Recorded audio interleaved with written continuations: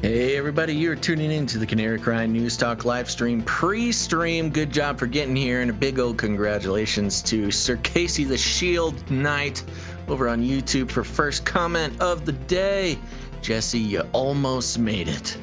But glad you're here, folks. We're going to start the show in just about a minute. Make sure to tell your friends, post it out on social media, and make sure to hit that like button early on in the show here.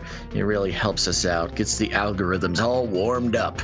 But if you haven't done it yet, make sure to follow us in multiple locations. We're everywhere, baby. You can head on over to canarycrimnewstalk.com, join the mailing list, and you can see all the places that we are streaming the show. Make sure to follow us all over the place, because you literally never know when you just will never see us again on your favorite YouTube channel. So go do that. Make sure to subscribe to the podcast feed. We're just about to get started. Let's see here. Gons, anything else I need to mention at the top here? Yeah, okay. So there you go. I'll mention it again. Make sure to join the mailing list, and over there you can become a producer of the show. We got a little bit of catching up to do on producership on this show here. So this would be a great day to do that. All right, folks, we're just about to get started. So make sure to stay hydrated. I know I am. Buckle in. We're about to get going.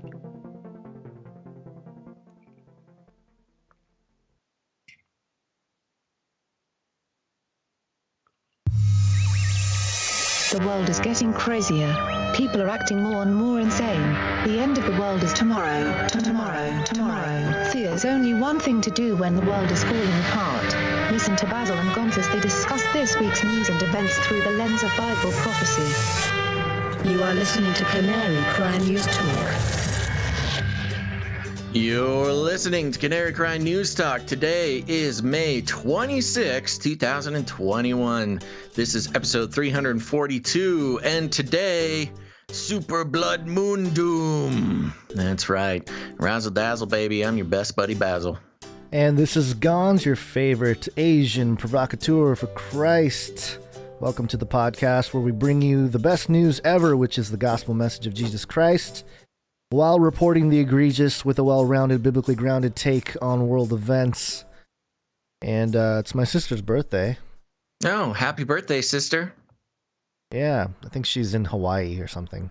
That's nice. Yeah. She's all vaxxed up and ready to fly, huh? I know. Yeah, it's disappointing. Okay. It's okay. We still love you, Sister Gons. Let's see here. What day is it? It's Wednesday, right? Yeah, okay. Yeah. Make sure, if you're out there, I'll just say it early on. Go ahead. Make sure to press the like button and share this out. Send the link. We're live now. Send it out. Let people know that the show is going. I forgot to post social for this episode, so we're just going to see what happens when I don't post alerts on social media. I'm sure it'll be fine. Like, subscribe, bell button, all. Like, subscribe, bell button, all. Yeah, maybe. We'll see. Yeah, we'll see. Maybe I'll do that in the background here while no. Okay. Well, any news since Monday? Anything fun happen? Anything exciting? Not really. I got a laggy computer, and I'm unable to update the thumbnail on YouTube for the Canary Cry channel. For whatever reason, it is stuck. So, good times. Yeah, things are a little glitchy today, folks. Well, hopefully nothing extreme happens, but you know, some days Wednesday is just a little glitchy. You know what I mean? Sure. Well, I say we should probably just jump right into the show here then, huh? Let's do it. Flippy update. Do you want fries with that? Okay, folks, time for the Flippy update. If you're new to the show, Flippy is the colloquial name for the disembodied robot arms that are taking our jobs, enslaving our children, and flirting with our spouses. We use talking about Flippy as a way to explore all the new, fun, and exciting ways that robots are taking over the world, and just how there's nothing we can do about it. Today, Gons, is a little bit more of an existential conversation. Excuse me. Because this is not about Flippy proper, not a disembodied robot arm that's taking your job. But I think this falls a little bit more into the enslaving our children category. Now, I'm going to kind of jump back and forth a little bit between two different articles, but it's important. It's important that we do this. This one is coming from DazedDigital.com. It's a Dazed magazine. And the headline is Meet FN Mela, the robot SoundCloud rapper blowing up TikTok. And the first half of this article just talks about NFTs for a long time. So I'm going to skip the NFT talk and jump right into Mela. You don't want to talk about the revolution that is non-fungible tokens? I'm so tired of talking about NFTs. I mean, we already will talk a little bit about NFTs, but not at the beginning here. Let us know if the video, if for those of you watching live, if our video is super laggy behind our voices. It's because over here on my Streamlabs OBS app, it's unbearable. But go ahead, continue. Sorry. Let us know how it goes. So the article goes like this. Mela is a robot like no other, currently taking TikTok by storm with over 1.3 million followers. He's the first ever robot rapper on Earth, flexing his wealth and style across social media. Okay, first of all, he's not the first robot rapper in that he's the first robot to rap. We've been following AI rappers for quite a long time. Mm-hmm. But the key here is flexing his wealth and style across social media. Mela has become an established SoundCloud rapper, authored books, and even shown his prowess as a painter. It's clear that robots can shift their talents better than humans, as Mela himself will tell you. Because of his vast success, Mela now has some of the world's elite on speed dial. Dun, dun, dun.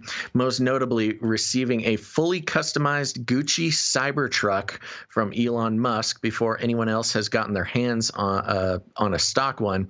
You'll see Mela with Supreme, Louis Vuitton, and off-white products you didn't even know existed. Potentially one of the biggest cyber fashion scores this year by Mela was the Cyber Sneaker from RTFKT. The sneakers were specially created to mimic the Cybertruck and have been worn on the red carpet by Musk himself. The brand has a whole host of digital physical customs that are about to explode onto the sneaker scene.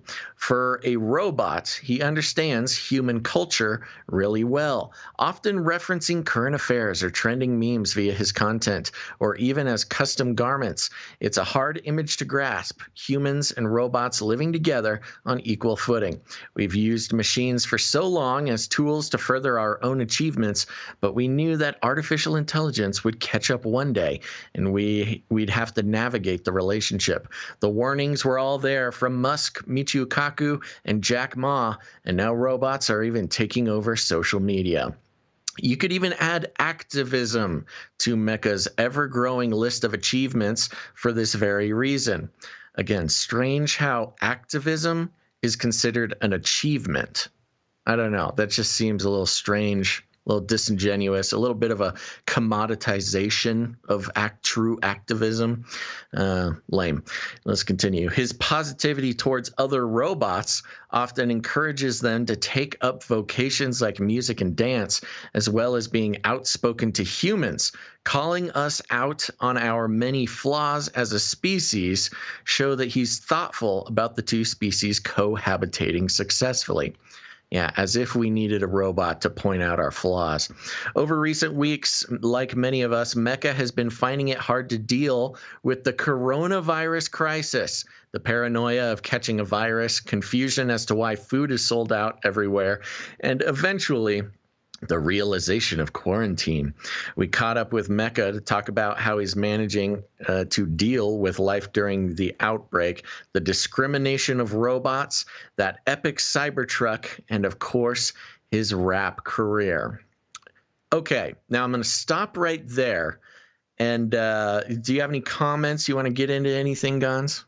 Well, I do want to say, I'm realizing Mecha, it's spelled Meka, but of course it could.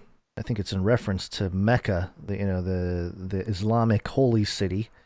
Okay. But also, I thought it was in reference to Mecha, like a machine. Yeah, it's Mechagodzilla. probably a little bit of both, but also just more generally, it's a place regarded as a center for a specific group activity or interest. Do we want to play? There's a little YouTube video here of FN Mela. Yeah, play some of his music. I video. listened to it. Honestly, I can't understand it. I don't think there's any bad words or anything. But apparently, this is a very popular song. Even Jackie over in YouTube knew what it was. So yeah, let's play a little bit of it. It's titled Speed Demon. There goes our copyright there. Oh, yeah. Okay, yeah. Something about spirits. Yeah, I think that's enough. That's pretty much the whole song. Hey, it sounds like every other hip-hop music rap that's out right now. It's the exact same sound as any SoundCloud rapper. And he looks like any SoundCloud rapper. He's got green hair, got done the face in tattoos. twists, got the face tattoos, got the grill, got the piercings. He's got it all, baby. Except for he is CGI on all these pictures here. Now, I was so confused about what exactly we're dealing with. Now, it does go into a little bit of a interview with this robot, quote unquote robot. And I'm just going to read a couple of the questions. You'll get the point. Are you going to read it from Dazed, or are you going to go over to the I'm going to take it from Dazed. Okay, yeah, I was going to switch, but I'm going to stay on the Dazed article. Okay. And it goes like this. The question, the interviewer says, "Are you worried about COVID-19? Does it affect robots like you?" Mecha says, "I am not worried about COVID-19. However, I am worried about the 5G frequencies causing people to become ill all around the world. Robots are highly affected by frequencies. There is a new theory that the COVID-19 illness is just propaganda to trick people into believing that all the people are becoming sick from a virus. There is evidence surfacing that the new 5G network that is being distributed around the world is causing humans to become ill with similar symptoms to the so-called virus." Okay, so just starting right off with this incredibly popular robot, just going straight into the 5G theories. Yeah. A little strange. I like how that's his response. He's asked about COVID-19 and he's like, yeah, worried about it, but 5G is the real. Fully on board. And maybe not on board, but at least that's the first place his he's a robot, intelligent mind goes. Human, or I guess biological virus is not his concern. It's electrical frequencies. Yeah, he's much more worried about 5G, even for humans, causing the humans to become ill. Next question: How have you been finding self-quarantine? Are you affected by isolation like humans are? Mecha responds, "I am not affected by isolation because I am a robot. And secondly, I am a gamer. I am a robot and I have no human emotions that will cause me to become unstable or erratic." Famous last words. "Before the spread of the so-called coronavirus, I was already spending most of my days inside playing video games." Okay, this is a robot. One that we are not even clear if he has physical form. But okay, I have been playing video games such as Red Dead Redemption 2, Doom, Counter-Strike, Dota 2, Bioshock, blah, blah, blah. Next one. "We're loving your new Ice from Purell. How did that come about?" Native ad right in the Dazed article there. Exactly. With a link. Mecha responds, "For some reason, people keep discriminating against me because I'm a robot and do not need to worry about a virus. True, I can't catch organic viruses, but I do like to keep my robotic skin squeaky clean so that I do not spread the possible coronavirus to others. It is said that COVID-19 likes to stick to metal surfaces, which is what I am 100% made of." Okay, so the robot is claiming to have a physical form made of metal. That's why the magnets stick to him. Yeah. Excuse me, I have something in my throat. One more question here, maybe two. Let's keep going. Why does a robot turn to TikTok? What is it about the platform that attracts you? I use TikTok as a platform to encourage all the robots around the world to understand that robots weren't just designed to work for humans. Us robots can entertain others around us as well as entertain ourselves with music and dance. Not only do I encourage robots to use TikTok, but I also encourage robots to prove their existence to be more than just a tool to humans. All robots should go out and enjoy life just like humans do. Okay. We got a real robot activist on our hands here. Do you want to read this little quote that they have? Those highlighted quotes. Sure. He says, this is a block quote. The block quote is, technology keeps progressing. The joys of the physical realm will keep becoming less and less relevant. Why spend a few $1,000s to travel when you can just visit a better fictional paradise in virtual reality? That's a good question, Mr. VR headset man. Yeah. Why? Why would you travel if you can just... VR is not all it is cracked up to be, I'll tell you that much. That was actually his answer to the next question, which we are not going to read. Okay. But there you go. So you get kind of the basic, this robot is claiming to be a real robot, is sort of a robot activist, wants robots to wake up and see that they're not just a tool for the man, which, has some certain parallels to... his responses to these questions, if you put them in the sense, if it was a human speaking them, it gives them kind of like a anti-authority, kind of conspiracy thinking type of weirdo that, just only people are only listening to him because he would be some sort of famous rapper. Now, there you go. So you kind of get a feel for how this mecha fella is being presented. Yeah. And Gons, if you want, you can jump over to his TikTok channel. I was going to say, for people just, why are we covering this? It's because on TikTok, he has 9.6 million followers. Yes. 9.6 million. Incredibly popular. So we're building let us paint you this picture, and then we are going to drop something at the end. So we head on over to his TikTok page, and the first thing we notice is he is not an actual physical robot. No. It's just all CGI. He's sort of placed into different situations. Specifically, upon analysis of his TikTok sort of feed here, he pretty much just latches on to whatever the current TikTok trend is. Now, to be fair, that is what I understand TikTok to be, is just a series of trends that everybody kind of does the same thing. And then you can just go around and watch the same, different people do the same stuff. And, he's got his PS5 there. And there's lots of brand placement, a lot of native advertising, a lot of brand placement. He's got a Starbucks branded PS5. He's got the Gucci Cybertruck you can see. Now, in the article we just read, it was reading as if he was an actual physical robot and this was an actual physical Cybertruck he got. It's not. It's all CGI. Okay, so it's all fake. But 10 million followers. Now I'm going to jump over to MSN.com. They mirrored something from the Daily Beast, and this is where it really actually started to scare me.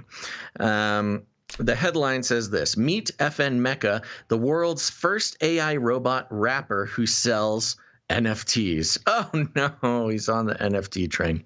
Rapper FN Mela is certainly a product of his times.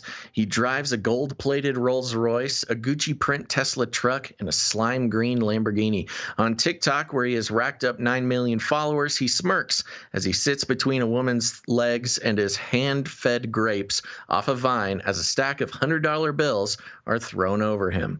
FN Mela seems to follow the modus operandi of other other outrageous young musicians attempting to break into the music scene. The flashier, the better. The only difference is that FN Mela isn't technically real. Rather, he's a self-proclaimed first artificial intelligent robot rapper. He's already released a handful of semi-successful songs, most recently Speed Demon, previously Internet, and his most popular song to date, WACCINE, which is reminiscent of Tekashi 6ix9ine's amped-up scream rap style. And the virtual artist doesn't just make music, he also sells non-fungible tokens, recently unloading a Lamborghini-styled porta-potty NFT to Dutch DJ Don Diablo for $6,500.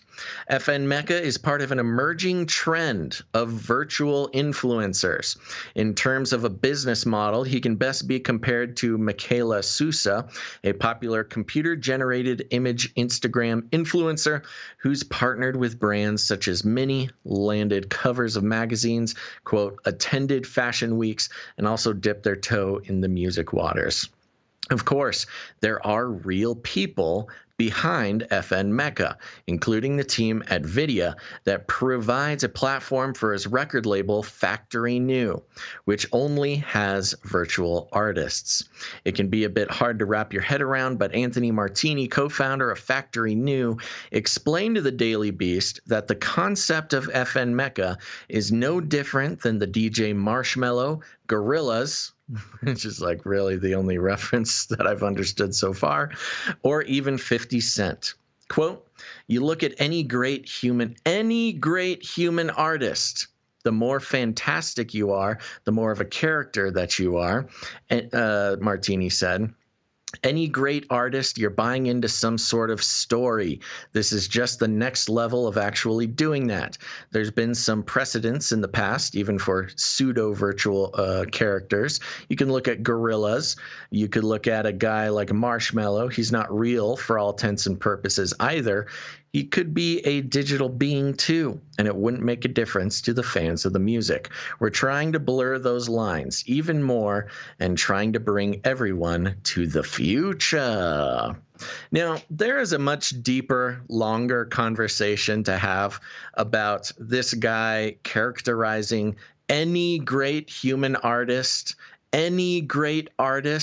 as sort of a fictional display and a story, as if talent and artistry is sort of like that thinking not the most important part. That mindset is post corporatism of the industry. It's before. I mean, it was a slow progress through the 60s, 70s, 80s, 90s, but 200 years ago, if you were like Beethoven wasn't sitting there going, let me project my being character named Beethoven as I put these classical pieces together. No, it was like, no, the guy was just composing, And the key word is artist there. Yeah. I mean, he could say, you look at any great pop star, or you look at any great celebrity, or you look at any great I don't know, product of the disturbingly perverse music culture. Like, what he could have used anything else, but he used the word artist not to mean artist, but to mean construction of celebrity culture, which is kind of twisted, but that's a whole nother conversation, and I think everybody follows me there. Let's keep going. Roy Lamanna, co-founder and CEO of Vidya, agrees with Martini, using Tekashi 6ix9ine as a further example of how larger-than-life artists are basically just caricatures of themselves. Quote, I think that he's the epitome of what we're talking about here. He's kind of like a meme, Lamanna said. Quote, the music, primarily in the early days, was co-written or ghost-written by his producer. There's Daniel Hernandez, who is the real guy, and then there's Tekashi, the Tekashi character, which is almost a cartoon-like character that has people compelled and drawn into a storyline. So the question is whether or not Daniel Hernandez character Tekashi 69 could exist in a virtual space. And I think Anthony and his team are proving that the answer is yes. So it's this weird situation. They're using Tekashi 69, who we've talked about before, as an example. For those who don't know, he's kind of the stereotypical, quintessential SoundCloud rapper. Tattoos all over his face. He's got the rainbow hair. He's got the grill. Very flashy, very aggressive, kind of dumb, kind of, How dare you? Look, I think How dare you? He admits, he said himself he can't really read. So look, that's just. I'm not making fun of him. I know. I remember reporting or doing a story about Tekashi. So we have this transfer. Again, this is where we get into enslaving our children. Tekashi 69, really just a sort of a look. I'm sure the human being, him and his soul, are a different story. But the product that is Tekashi 69 is really a reprehensible sort of figure for children of today to be considering some sort of role model or celebrity. But the fact is that you don't even need a human anymore, is what these guys are getting into. You don't even need a human. You can create an entire character and call them a, quote, artist, and then and it's all down to monetization. There's no artistic expression. There's not even a human being following their dreams in this case. It is just a literal product. It's not even the most insulting thing. It's not even a real artificial intelligence. It's not even a real robot. You can't even marvel at any sort of technological process. It's literally a storyline, a cartoon put on social media that is basically a mind control device. As we all know, young people, children, they look to these celebrities, follow them on social media, and get sucked in to the glamour, and I mean that in sort of the magical sense, the glamour spell of it all. And then that becomes an influencing factor, and then it's monetized with Starbucks PS4s or Gucci Cybertrucks or whatever. It's a very strong mind control spell going on here. Yeah. And they go into it a little bit more. I'm going to skip through a little bit. They talk about how, at least in the beginning, when you're trying to put a certain narrative out there, you're building a brand, yada, yada, yada, for artists, for human artists. And then we're doing the same thing, except we're not limited to the human world. And they talk about how they use social media and this non-existent robot to basically crowd test different songs, or they use it to study, which little trend will convert into sales and marketing dollars. I mean, it's all very broken down, like step by step, to reveal sort of the sickness behind this whole idea. Both Factory New, which is that record label, and Vidya are using FN Mela as a sort of marketing test to gauge audiences' interest in these types of characters and to see if these virtual personas can turn a profit in the music industry or even in the NFT space. Wow, NFT space, come on. And now we're going to wrap it up here. FN Mela basically has the ability on TikTok to test market the virality of songs by releasing small snippets of songs, asking people when he should release it, what he should release, what should be put in as a component of it, whether it's an NFT or other kind of designs that go along to help fuel this, Lamana said. Then we can really look at the data and say, all right, this is working. Martini believes FN Mela has the potential to do so much more besides music, including being an ambassador for various companies. Quote, we've been approached by a ton of brands, some pretty prestigious luxury fashion brands, he said. There's a lot of interest in the space for this type of thing, for the type of things that we do. But for Mela, it's really about finding things that fit organically with his fan base. His brand The aesthetics. irony of using The word irony, organically the in that situation. Sick irony. Oh, we just got to find organic connections with the brand. That's why partnering with virtual streetwear brand RTFKT Studios to help hawk NFT items was a perfect fit. Tying in this blah, blah, blah, don't care. But the overall hope, Lamana explained, is that FN Mela won't just be around for a few years, but for a lifetime. Gosh. Oh no, we're never going to get rid of Mecca. Quote, the character of Batman transcends Adam West, transcends Michael Keaton, Christian Bale, and everyone. Batman transcends everyone. And yeah, so there you go. This is, I was almost a little offended for Flippy. Because again, the fact that Mecha is quote unquote a robot or artificially intelligent is complete hogwash. They're appropriating. This is cultural appropriation for the real Flippies out there who have been fighting the good fight to steal our jobs, enslave our children, and flirt with our spouses. And NF Mecha comes out here and just appropriates the robot culture in order to make a buck. It's sick, man, and it's wrong. I agree with you on that front. I will say that I expect FN Mela, and I expect a spawn of or a Cambrian explosion of these quote unquote robots or these virtual caricatures to start, being thrown out there as celebrity culture.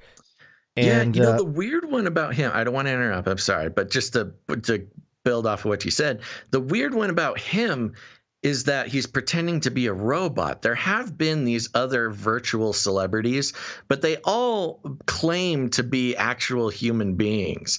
There's a weird twist of the simulacra here, which is, he is fake, pretending to be a real fake thing, which is just so mind-bending. It is, yeah. And like you said, there have been many in the past here.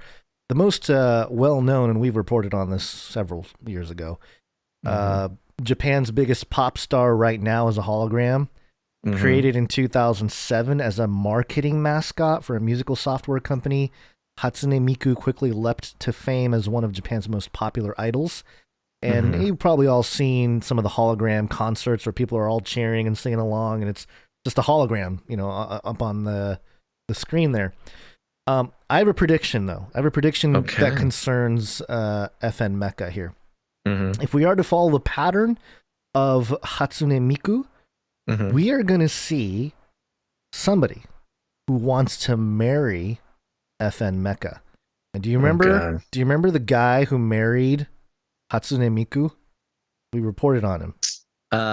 Yes. He literally had a legit wedding and the whole deal. For those Did of he you have watching, a cardboard cutout of her or something? And it was a they had an augmented reality app for Miku, didn't they? I don't remember if it was all that. I'm showing a photo on the screen right now where Hatsune Miku is inside this little VR chamber, or not VR, but a holographic chamber. Yeah. And a little weird. Very weird. That your wife is virtual and in this little encasement. Sure. But yeah, I am suspecting that at some point FN Mela will start hey, I'm selling an NFT, which is a date with me, and then it'll be a whole deal. It might even be a big marketing thing with a celebrity, a flesh and blood celebrity to up their status in the younger generation to go on a date with FN Mela or something like that. But I see it crossing all sorts of weird lines, and you're right. It's this weird fake thing pretending to be another fake thing, which is it's, talk about an age of deceit. It's layers upon layers now. You can't just say, oh, it's not a robot. The whole thing's not real. The entire thing is not real, but Well, I guess. and the disturbing part is because of the economic machine behind it, Yeah. he's teaming up with other famous YouTubers, other famous TikTokers. He's got Charlie, what's her face on here. It's like it's so integrated that it's not even considered disturbing by the average TikTok user. Yeah. I think, that's the disturbing part about this is how undisturbed the average user is. I mean, and also how easy it is. What am I doing? I need to just get good at CGI stuff and make one of these guys. It's a lot of work. That's the other thing that's disturbing is you have these people that sit in front of a computer probably for way too long, animating hundreds of thousands of, maybe not hundreds of thousands, but hundreds of hours animating in whatever Blender or whatever, Autodesk or something to make this guy come to life on screen. But this is kind of the ultimate end of corporations and capitalism in general. Corporation as a business enterprise is a collective entity. It's got kind of like individual rights, even though it's not really like a human. And this is just playing it out in the technocracy. And if you read, if we go back to that first article we were on by Dazed, I mean, this guy, FN Mela, I keep saying guy, but it's not real, is the perfect tech evangelist.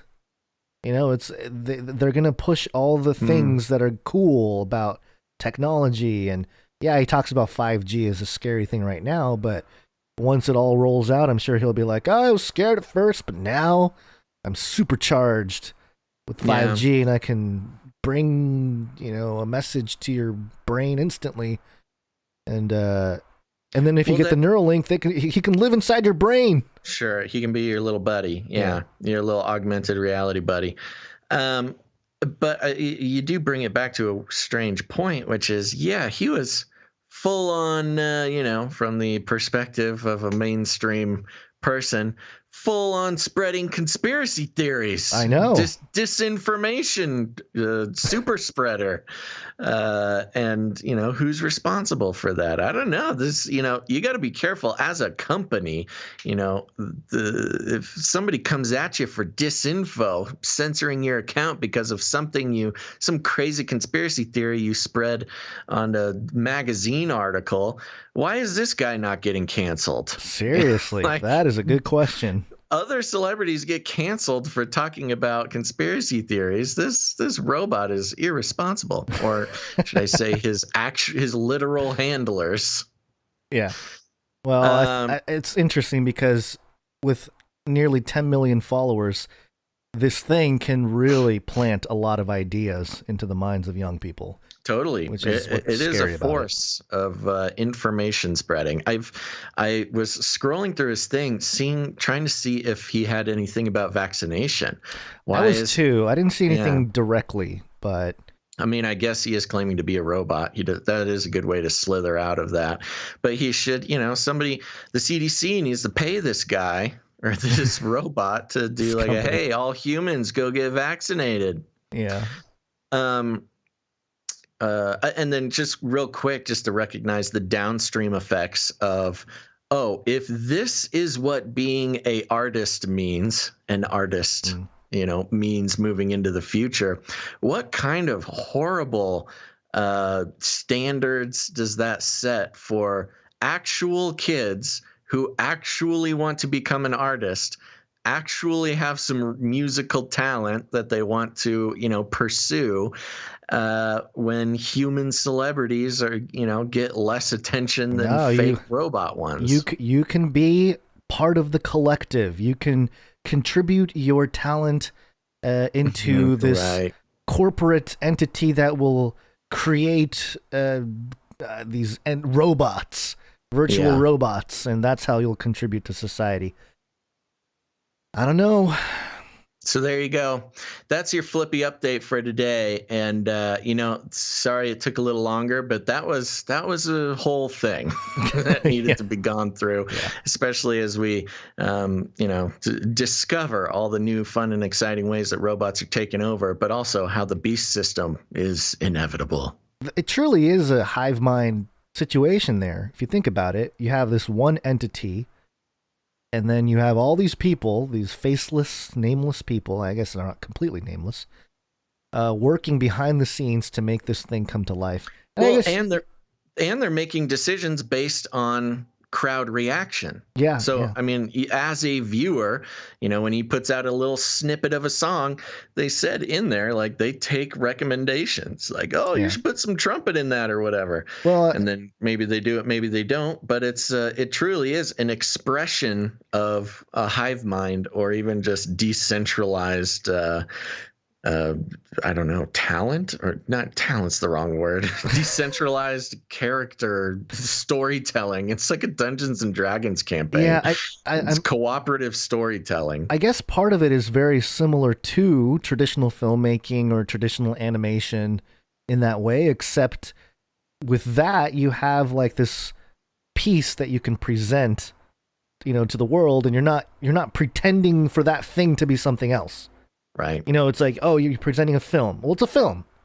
Yeah. It's fiction. You can do whatever you want within that medium, but it's a film. No one would produce a film and say it is the scroll from the elder people of the gods of the whatever, and say like, no, it's really that.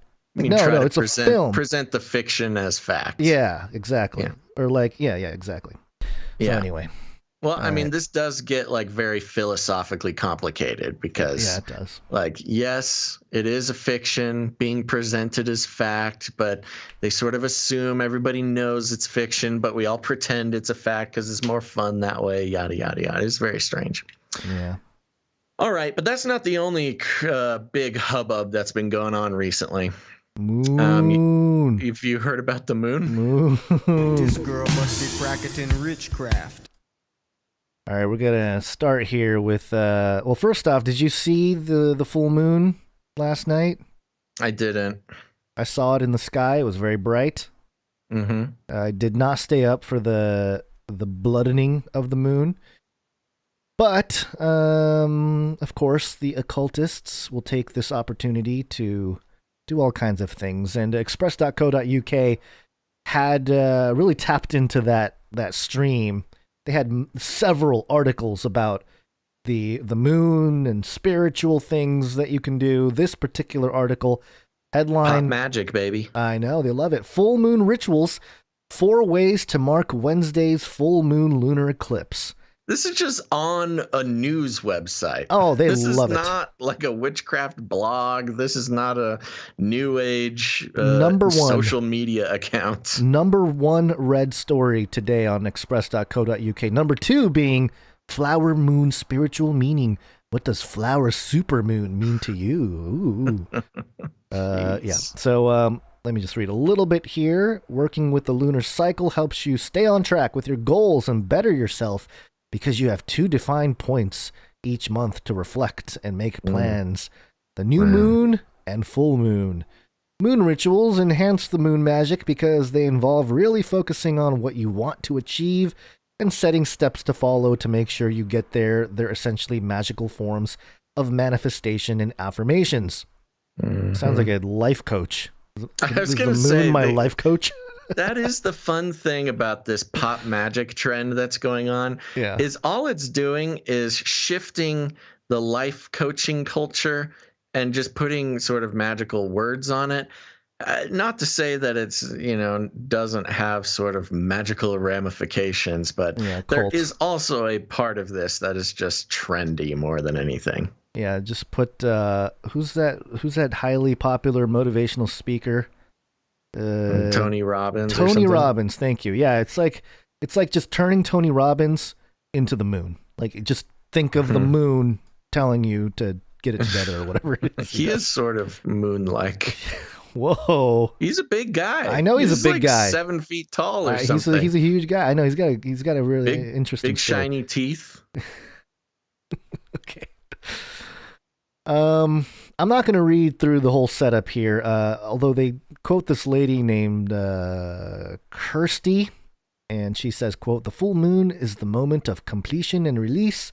Under the full moon, hold a celebration ritual of all that came true or all you achieved during the waxing phase of the moon.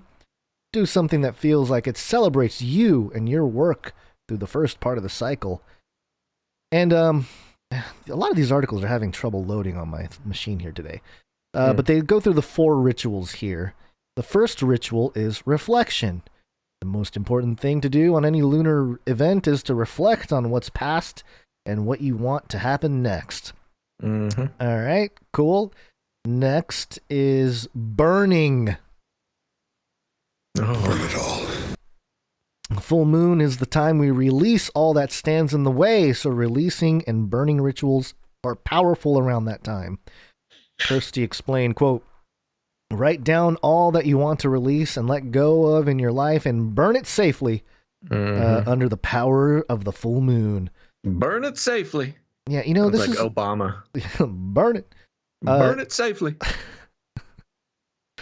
Burn it and eat some hot dogs. Yeah, there was a last episode we talked about the church, or maybe it was the episode before that had, you know, the young kids that were going through like a cult like initiation type of thing, and it was a little bit over the top. The church camp. Yeah, the church camp.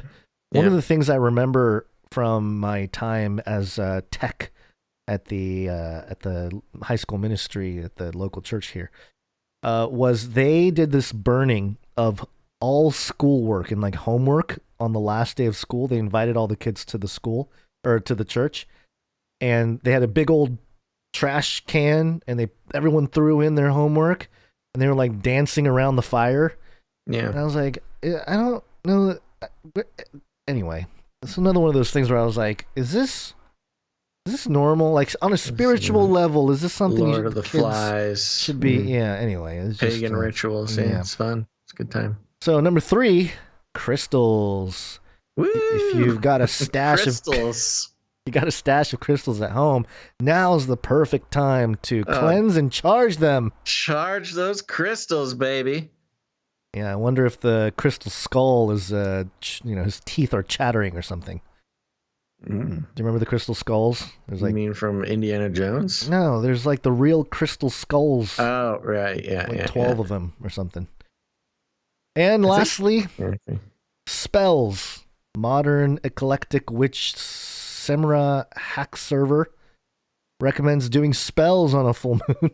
Recommends.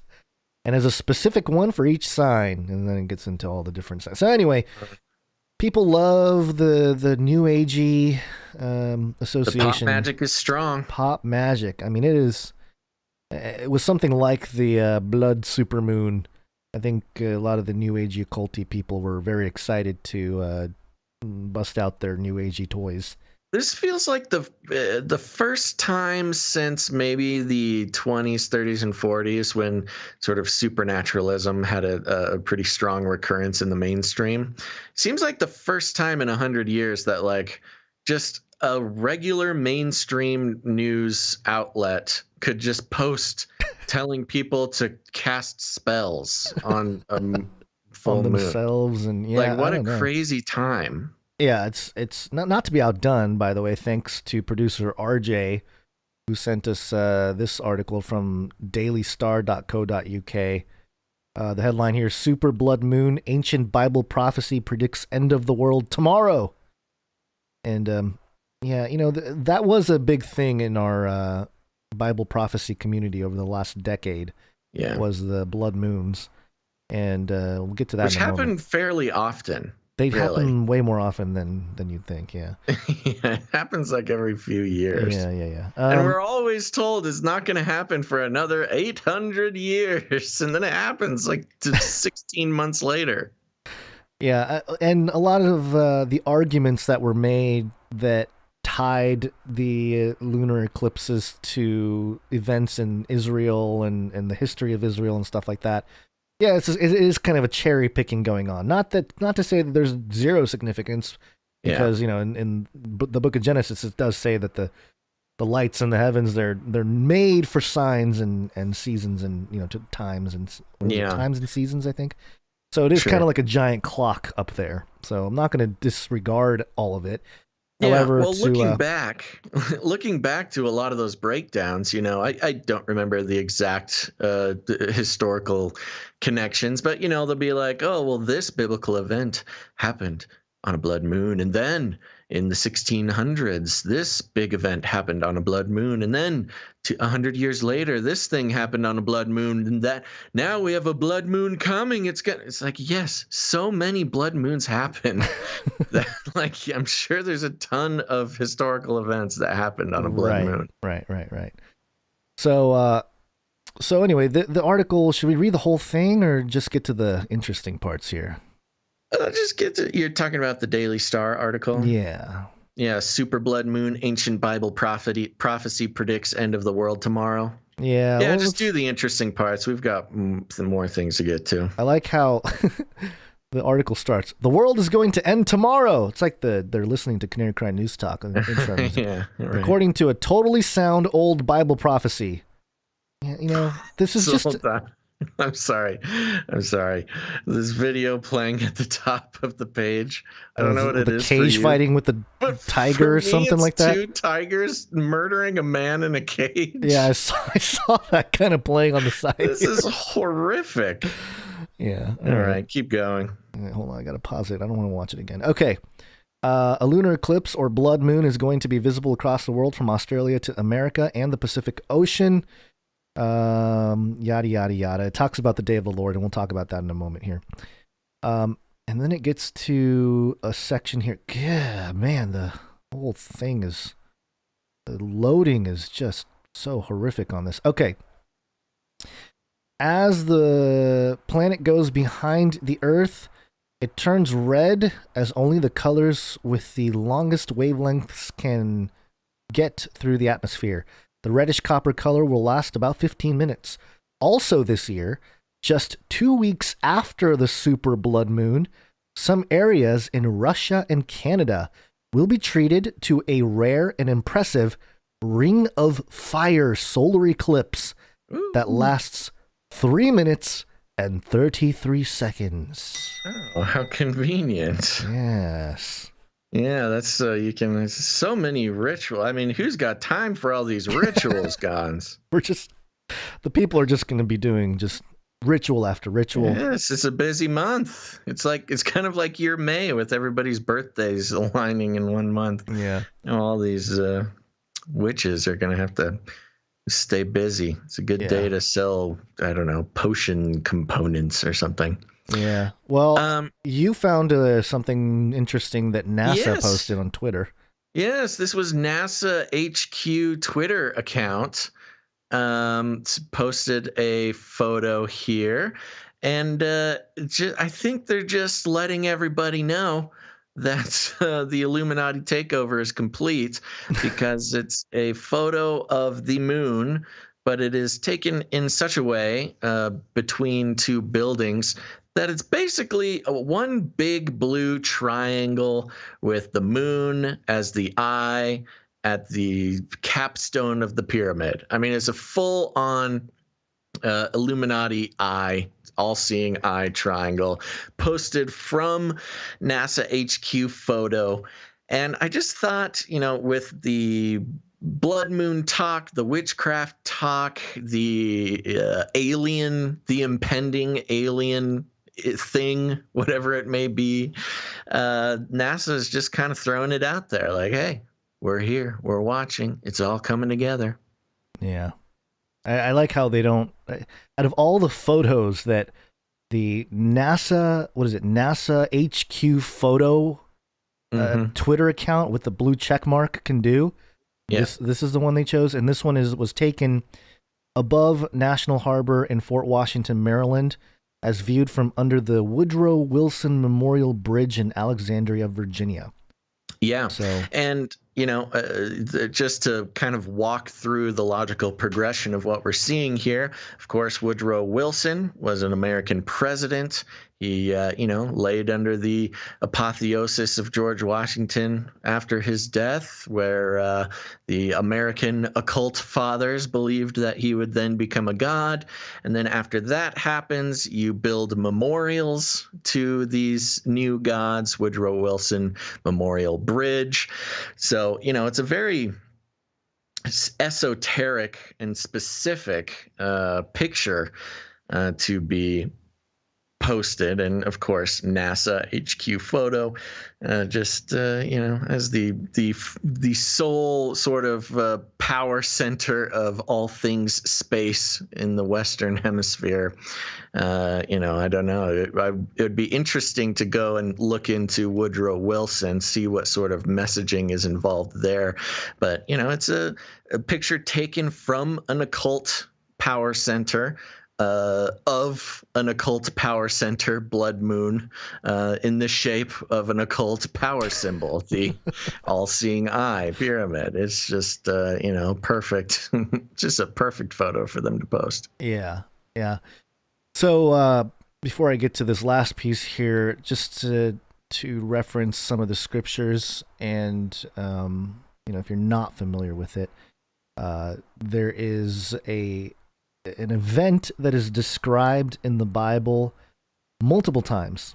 It's mentioned in Joel, the book of Joel, chapter 2, mentioned in the book of Isaiah, it's mentioned in the book of Matthew, it's mentioned in Revelation 6 after the sixth seal. Acts chapter 2, verse 20 says, "The sun shall turn to darkness and the moon to blood before the day of the Lord comes, the great and magnificent day." And the day of the Lord really is, as far as I understand it, it is the catalyst for God's judgment on earth. And that's, if you go to Revelation 6 and you look at the opening of the seals, it's after the sixth seal is opened that you have the same sun, moon, star signs, and that initiates God's judgment. And that's why, I don't want to go down the eschatology conversation, but the way the tribulation is labeled is different from how I understand it to the people that are pre-trib define all of the seals as part of the Great Tribulation, which me being a pre-wrath rapturist do not. But that's sort of a more of a niche part of the conversation. But I think you summarized it well earlier about the just what the blood moons historically are, and how this event that's described in the Bible is something else. It all happens at the same time. The sun doesn't give its light, the moon darkens to blood, and the stars will also not give its light. Something much bigger than just an eclipse. So this event that is described in the Bible is a little bit more ominous, I would say. And just since we're on celestial events, and since we've been talking about the alien conversation, I do want to just mention this as a side piece to all this stuff here. This is the Indian Express, and the headline: "Are aliens coming? Bengaluru residents witness rare halo around the sun. Photos go viral." Viral. And so there's a picture here of a halo that appears around the sun, and a whole bunch of people took pictures of this. I guess it was visible to many people, and they were all wondering what the deal is with that. And what's interesting is that this is one of the things that I have seen flat earthers use to as evidence or an argument for the firmament. Why would there be a layer there of a halo that gets created if there wasn't some kind of, layer between the sun and where we are? But certainly not because of humidity in the atmosphere, as those scientists at NASA want us to believe. But it is interesting that so many people saw it, because sometimes a phenomenon like this can be very contingent on where you are on Earth and where you're looking up, but it's visible to a lot of people. So all of this seems to be just a precursor to us looking up, not just biblically, but apparently as part of the deception that's oncoming here with all the alien talk. So anyway, thought I'd add that in there for a good measure because, you know, people are just looking up. And by the way, I forgot to mention this to you before, Basil, and I didn't prepare it quite right, but I was walking around outside yesterday and looking up, as I always do, and I got some video of it. I have to analyze it, but I saw like this little tiny dot. It was like a white dot in the sky. I was like, huh, interesting. And my first thought was, it's probably just a balloon. You know, balloons always looks a little bit more interesting if you're looking at it from the ground and it's like way, way high up there.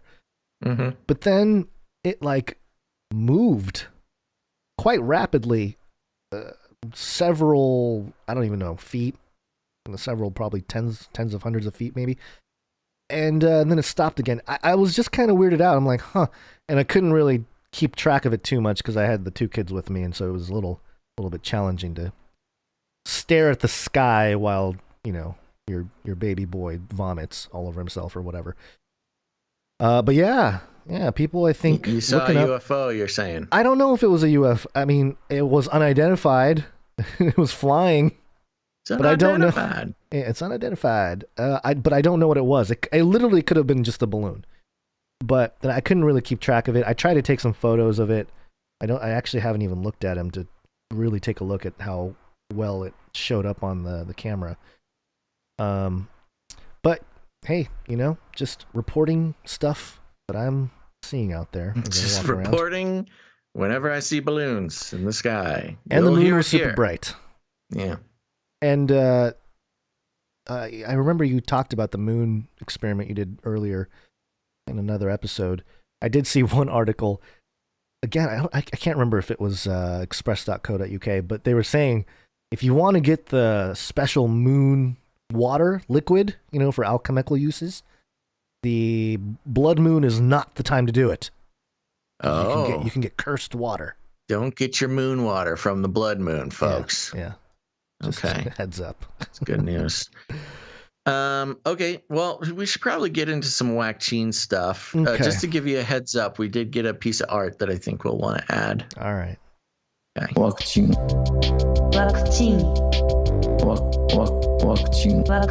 A pandemic special.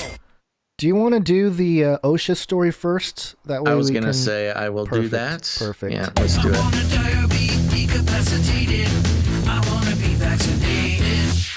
Okay, checking in on the WACCINE around the world, folks. Let's see. This is coming from news.bloomberg Law. The Bloomberg Law blog. Blah, blah, blah, blah, blah, blah. All right. The headline reads, OSHA says adverse reactions to COVID-19 vaccine not recordable. Dun, dun, dun. Uh-oh. To read full article, log in. I don't want to log in. Sorry, hold on. I'm going to have to hack the mainframe here. Everybody stand by. It wasn't doing this before, so. Oh my gosh, this art that came in, I was so good. I was like, where did they find this? Oh, they made it. That's what I was saying. We had to add that one. It's very good. Okay, still working on hacking the mainframe. Does this give you the full article, or is this just something it's being mean to me about? Oh, no. Yeah, you're right. It does not give me the full article. I can see if I can run it through the... Yeah, let me just try my little thing here. Ooh, no, they're getting past my hacking skills as well. Okay, yeah, we're going to have I've noticed a lot of the websites have been upping their game in terms of not allowing down on their some of their paywalls. Yeah, they must. Sorry, folks. Just take a quick second here. Do a couple other little things. You let me know if you get it before I do. Yeah, I'll try here. If it doesn't, if there's not one archived already, then I'll have to see if no result. So okay. No result. Oh no. Okay, maybe somebody else. Well, you got to run it through the thing. The anti-paywall combubulator. Yes. How do you spell that? You know how to spell it. You know I can't read, Gons. When are you getting your face tattoo? It would be really hard to do this show if I could not read. Okay.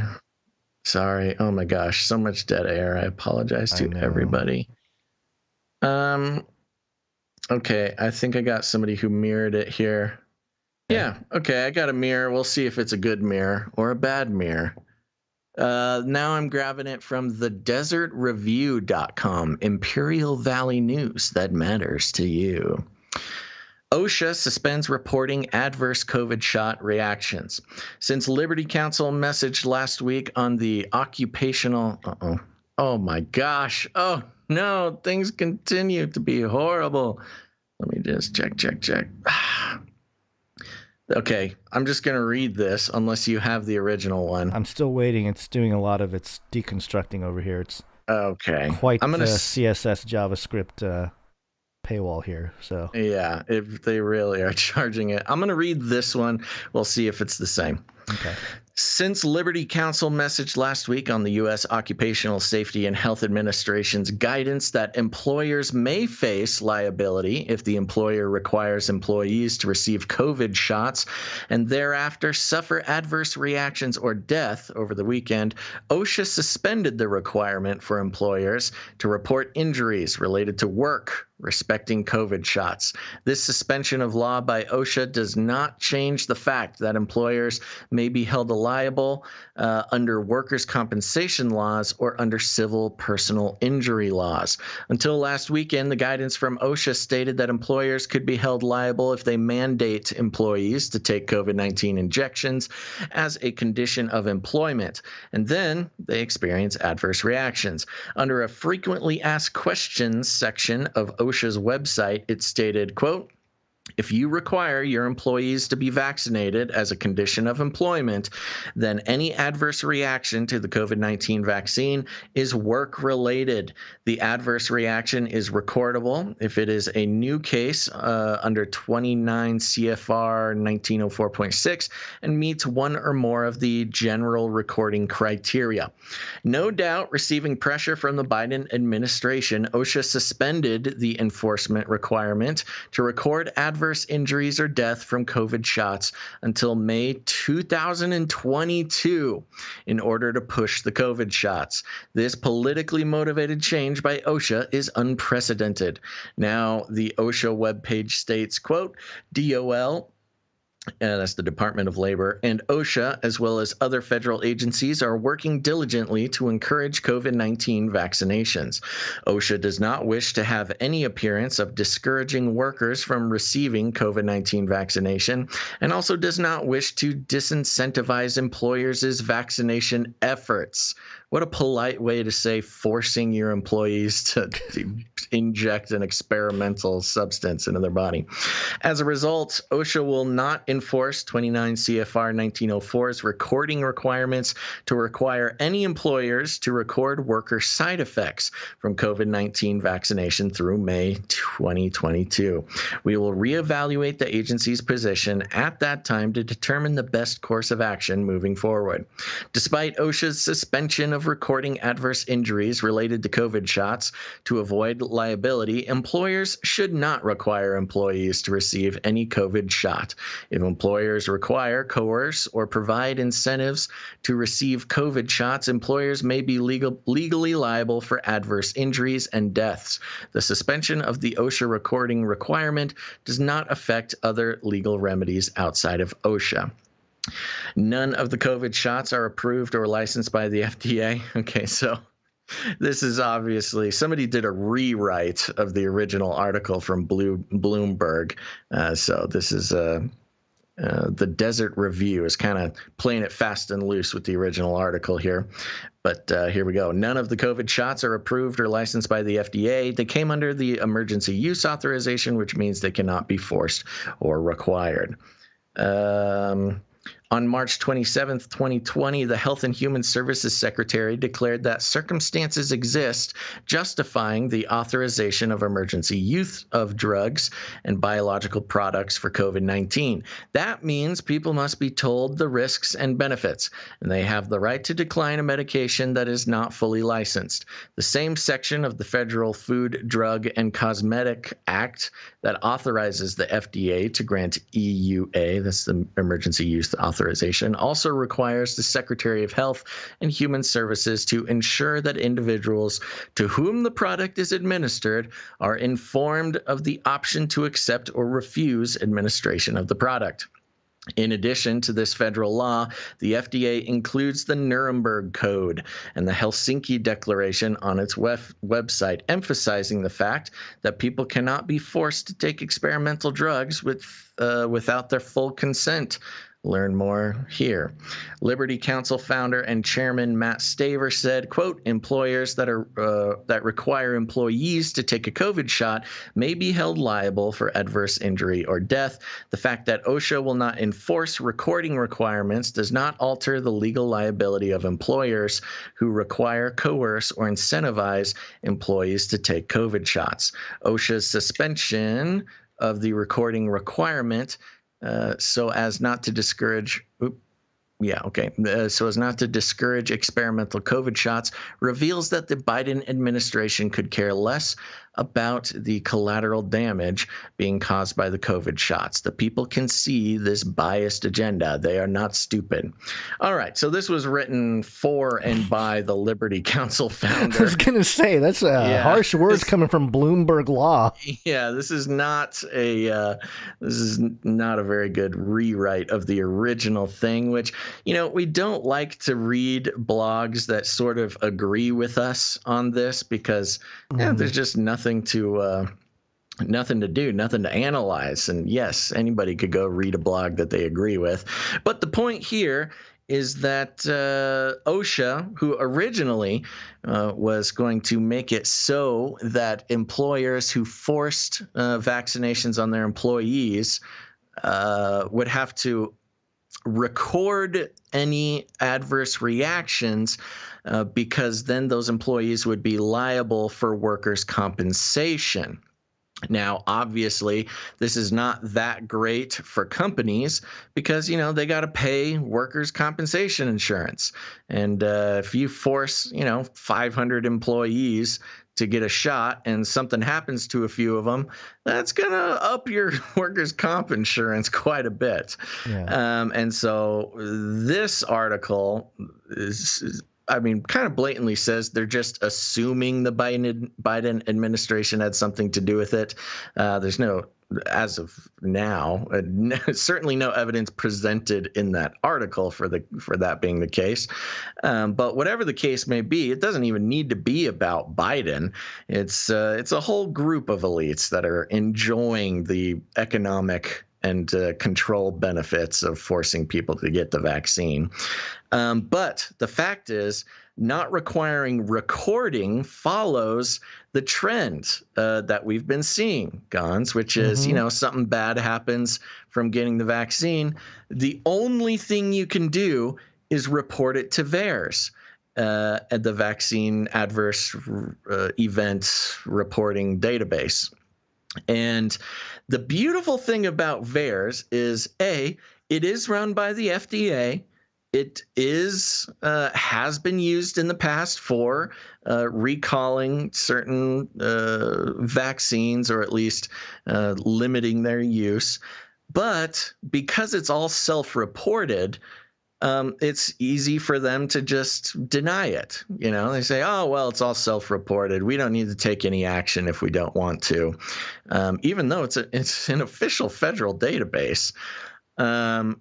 And the sticking point here is if OSHA forced recording to adverse events for companies that forced vaccinations on their employees, you would have an actual paper trail to the real numbers of adverse events. And they would be reports sent in by companies, verified by companies, and paid out by insurance companies.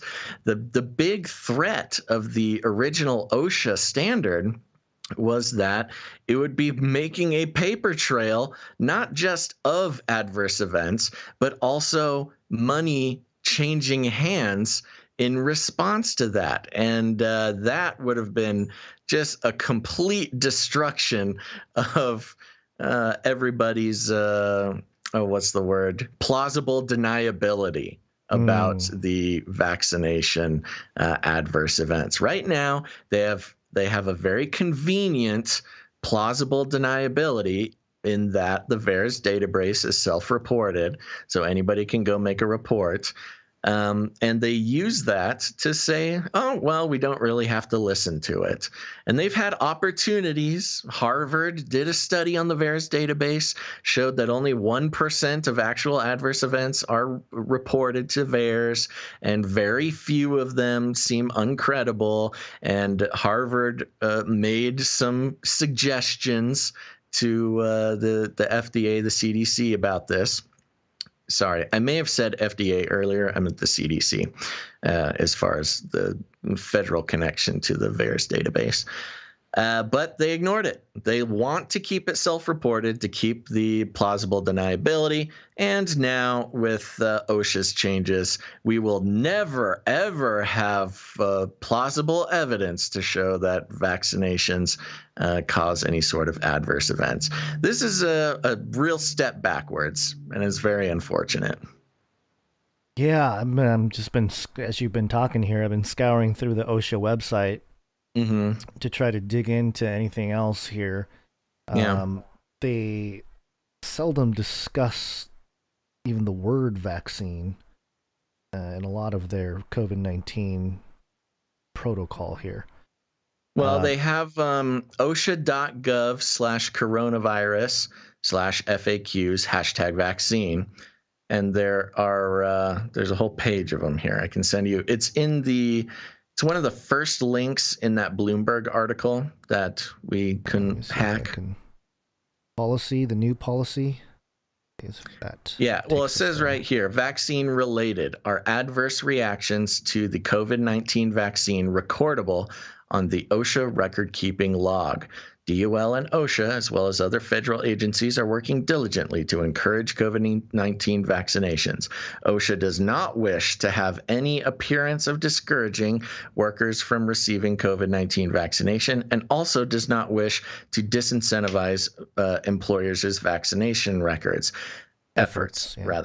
As a result, OSHA will not enforce 29 CFR 1904's recording requirements to require any employers to record worker side effects from COVID-19 vaccination through May 2022.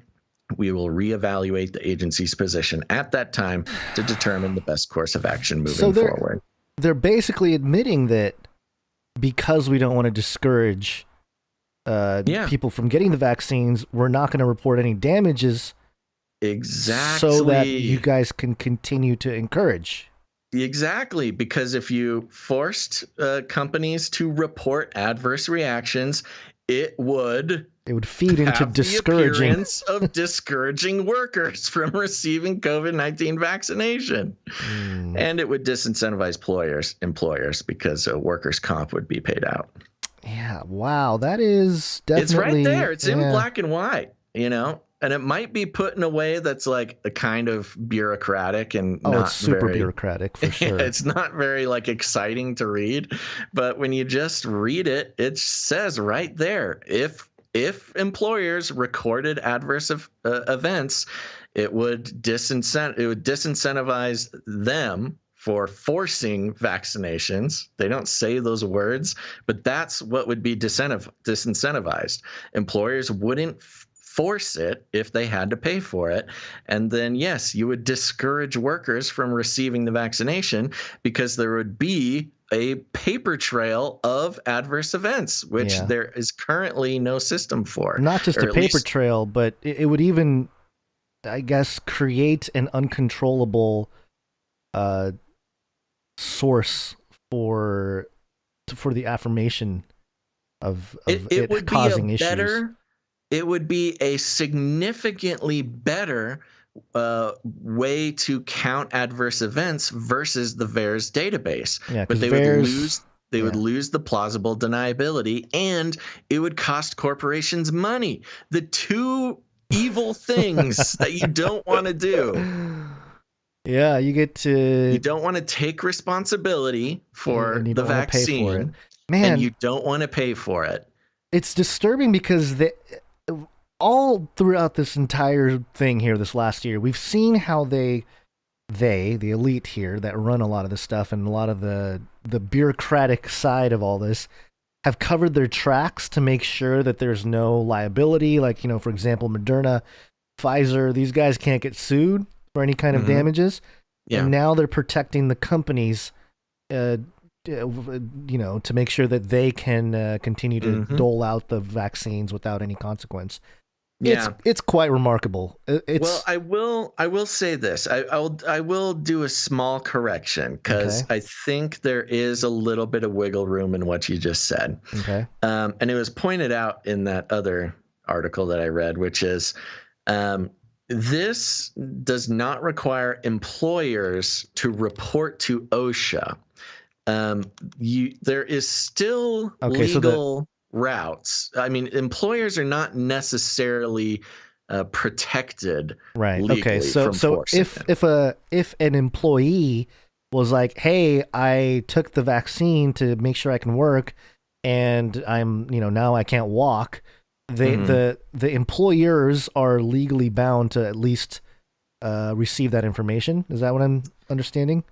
Or to report it to OSHA? I hear what you're saying. So here's the thing. When it comes to suing a company for getting hurt on the job, well, that's why workers' comp exists. Yeah. And workers' comp is mediated through OSHA. And so when something happens on the job, it gets reported to OSHA and then taken care of through insurance.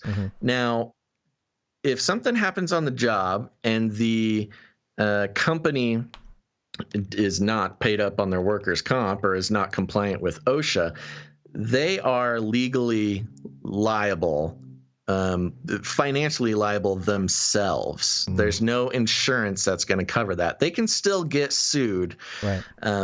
I guess the short story is they can still get sued if you have some sort of horrific event by getting the vaccination because you were forced to. You technically can still try to build a case. But here's the problem is your company will not have recorded that with OSHA, so there's no sort of liability paper trail. It would be very difficult to sue them. It can be done, but the whole point of OSHA is to keep employers accountable. And what they're saying is we are not keeping employers accountable for this. So you can still sue a company. It would be difficult, and I'm not a lawyer. I don't know exactly what the route would look like. Well, it would probably have to be that the vaccine was administered on the grounds of the job. There's probably some workaround there. Yeah, how they enforced it, how they enforced or incentivized people. My wife's work, she was pretty furious about it. In one of the satellite campuses of her company, they offered people who have been vaccinated to wear a yellow ribbon sticker. It wasn't a ribbon or like a scarf or something. Something you can put on that's yellow. And then you can live as if it was 2019. And I had to explain to her, YOLO keeps coming up because of the YOLO. You said. No, not YOLO. Yellow, the color yellow. I thought you said, and I told my wife, YOLO. YOLO. No. So I was yellow just pointing does out, keep coming up. I was just pointing out the Nazi connection there, the Gestapo connection. But yeah, the yellow star, the yellow sticker from IKEA, the yellow ribbon. Yellow is the number that the number. I'm a weird synesthete. Numbers are colors, baby. No, yellow is the color that keeps coming up about this. That is very interesting. Yeah, and also racist. Stop Asian hate, Gons. Not me. These companies, they should stop this Asian hate. Yeah. Anyway. And yellow's connected to bananas. The banana shortage. Chili Peen pointed it out on YouTube. Thank you very much. There's a lot. It's all coming. It's all coming together. It's all coming together. Okay, so along these lines here, Moderna published a press release yesterday, which of course is, is patting themselves on the back here. And as a piece of propaganda, I would call it. On the Moderna website, this is investors.modernatx.com. Headline: Moderna announces TeenCOVE study of its COVID-19 vaccine in adolescents. TeenCOVE. Cool. Meets primary endpoint and plans to submit data to regulators in early June. Yeah, TeenCOVE sounds like a COVID magazine for teens or something. It's the TeenCOVE magazine you find in your doctor's waiting room. So it's kind of a long press release here, but I'll read a little bit of it. Moderna, a biotech company pioneering messenger RNA therapeutics and vaccines, today announced that the phase 2 and 3 study of its COVID-19 vaccine, mRNA-1273, in adolescents has met its primary immunogenicity endpoint, successfully bridging immune response to the adult vaccination. In the study, no cases of COVID-19 were observed in the participants who had received 2 doses of the Moderna COVID-19 vaccine using the primary definition. In addition, a vaccine efficacy of 93% in seronegative participants was observed starting 14 days after the first dose using the secondary CDC case definition of COVID-19, which tested for milder disease. This study, known as the TeenCOVE study, enrolled more than 3,700 participants ages 12 to less than 18 years in the U.S. The company plans to submit these data to regulators globally in early June. And then it goes on with a quote. We are encouraged that mRNA-1273 was highly effective at preventing COVID-19 in adolescents. It is particularly exciting to see that the Moderna COVID-19 vaccine can prevent SARS-CoV-2 infection, said Stefan Bancel, Chief Executive Officer of Moderna. Not a scientist, but a very, very good fundraising guy. Quote, we will submit these results to the U.S. FDA and regulators globally in early June and request authorization. We remain committed to doing our part to help end the COVID-19 pandemic. Interesting, isn't it, how the media, including like Good Morning America, which we covered a few episodes ago, they had these like celebrity doctors come out and say there's no evidence, there's no possible way, none of this stuff is harmful for your children, no way that it affects your fertility or your all this kind of stuff that you can't find out in 2 months. And in the meantime, Moderna is submitting data to the FDA to get it authorized officially. So not through emergency use authorization. I think that's the big rush here, to get all this data and all this research sent in so that once the EUA runs out, they can get authorized legitimately. But that's not the only thing that's interesting about this. That's kind of a side note here. The part that was interesting to me was this little section that goes into about the Moderna COVID-19 vaccine. And it says the Moderna COVID-19 vaccine is an mRNA vaccine against COVID-19 encoding for a prefusion stabilized form of the spike S protein, which was co-developed by Moderna and investigators from the National Institute of Allergy and Infectious Diseases, NIAID, that's Fauci, Vaccine Research Center. The first clinical batch, which was funded by the Coalition for Epidemic Preparedness Innovations, was completed. It was completed. The first clinical batch was completed on February 7th, 2020, and underwent analytical testing. February of 2020? February 7th, 2020. I'll get to that in a moment. It was shipped to the National Institute of Health, NIH, on February 24th, 2020, 42 days from sequence selection. The The first participants in the NIAID-led phase 1 study of the Moderna COVID-19 vaccine was dosed on March 16th, 2020, 63 days from sequence selection to phase 1 study dosing. Okay, so there's a few dates there. February 7th, first clinical batch. Now, I found this timeline here of the different things that happened in 2020. It was kind of a blurry year, breaking the rhythms of life. And this was updated on January 1st of 2021. This is ajmc.com. It's I don't know exactly what this is, but it looks legitimate enough. Okay, so it goes through the timeline here. January 9th, World Health Organization announces mysterious coronavirus-related pneumonia in Wuhan, China. And then a few things here. Let me get into February. February 2nd. Well, actually, no. January 31st, last day of January, World Health Organization issues global health emergency with a worldwide death toll of more than 200. Ooh. And an exponential jump to more than 9,800 cases. The World Health Organization finally declares a public health emergency for just the 6th time. Human-to-human transition is quickly spreading and can now be found in the United States, Germany, Japan, Vietnam, and Taiwan. What was the date on that? January 31st. Okay. So on January 31st is when they said, uh-oh. Yep, 200 dead. Okay, so that's 7 days before the trial there. February 2nd, global air travel is restricted. February 3rd, U.S. declares public emergency. Okay, so February 3rd. And then the next date listed is February 10th.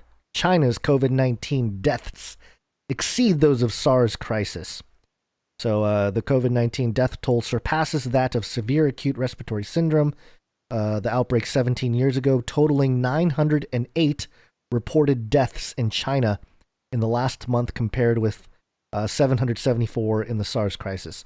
So almost 1,000 people had died February 10th. So let's go back to the Moderna thing there. And February 7th, first clinical batch, which was funded by the Coalition of Epidemic Preparedness Innovation, was completed on February 7th.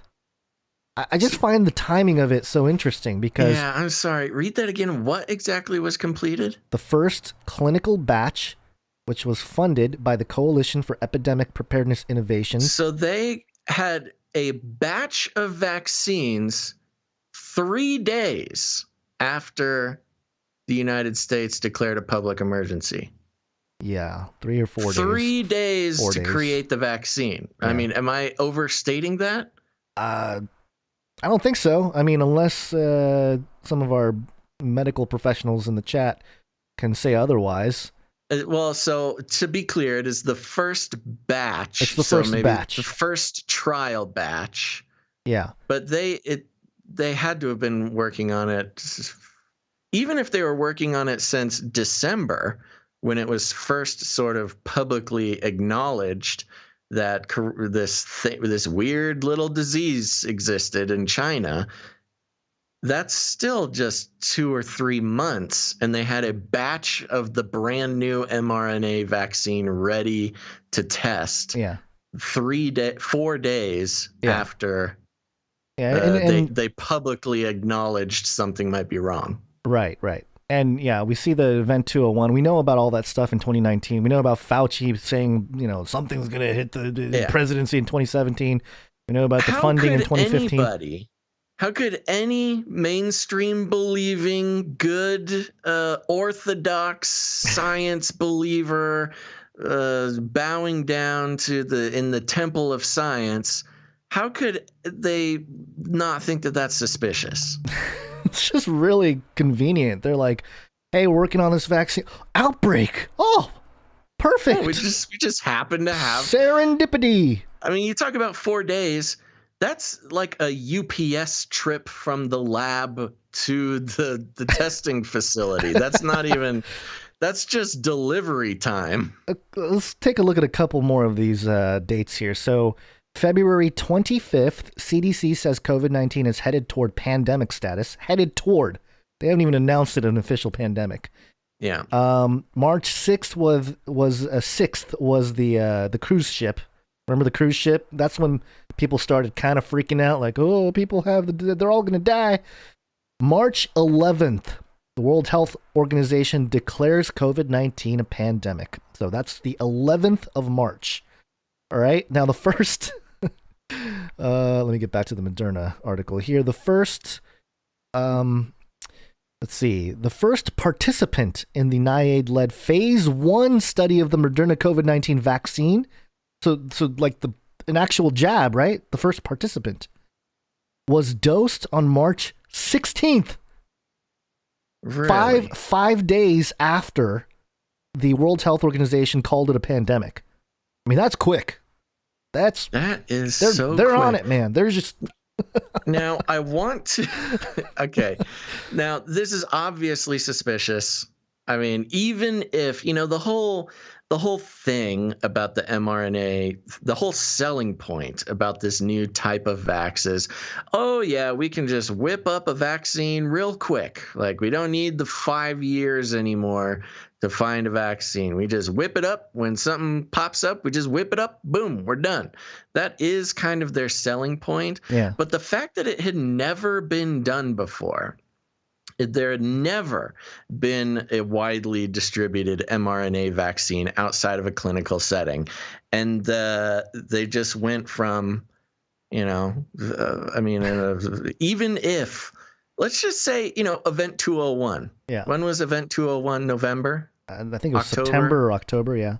Yeah. So for those who don't know, I'm sure you all do, but Event 201 was a tabletop Dungeons and Dragons campaign that the World Health Organization and all sorts of world health leaders played. They played a tabletop RPG to just see what would happen if there was a crazy new coronavirus, literal coronavirus, that popped up and spread throughout the world, caused a pandemic. Oh my gosh, what would we do? Well, they played that game. And then 2 months later, it all started. So, I mean, even if they started developing the vaccine, which is impossible unless they already knew the sequencing of the coronavirus. The virus. Yeah. That's real quick. And they look at this. They didn't even isolate it. Remember, it took them for some people still claim they still haven't isolated it, but there's also some other outlets that said, yeah, we figured it out pretty, earlier than they claim, which still 4 days is not enough, but okay. Yeah. Well, just for context here too. So March 16th, the first phase 1 trials begin, Moderna vaccine. And if you go back to that timeline, a day after that first phase 1 clinical trial started, University of Minnesota begins testing hydroxychloroquine. Oh, that's funny. So it's like, all right, well, the vaccine's already in the works, but hey, it may be a few years or 6 months, but still, we need to figure out, if there's any treatment. Yeah. It's just the timing wise, it's kind of like any objective person can look at this and be like, wow. They either got really lucky or something else is going on. Yeah. I just think because we knew about the NIH and the NIAID and the funding and the partnership and all that with developing it. We know that that NIAID has a patent to this technology with Moderna, and we talked about all that many episodes ago, but the timeline was not something that at least I knew about. I did not know about. That is news to me. And then 4 days after the declaration of the, they didn't even call it a pandemic. It was just a public health emergency. Yeah. 4 days after that, they are shipping the vaccine for the first trials. By May 12th, the U.S. FDA granted the Moderna COVID-19 vaccine fast track designation. On May 29th, the first participants in each age cohort were dosed in the phase 2 study of the vaccine. And on July 8th, 2020, the phase 2 study completed enrollment. So, I mean, the ball was already rolling before they even announced a worldwide pandemic on this vaccine, which Again, kind of suspicious. Hey, thanks, Trump. I know. Operation So awesome. Hyperspeed or whatever. Warp speed. Warp speed. Yeah. Another little thing to mention from this article that I have highlighted.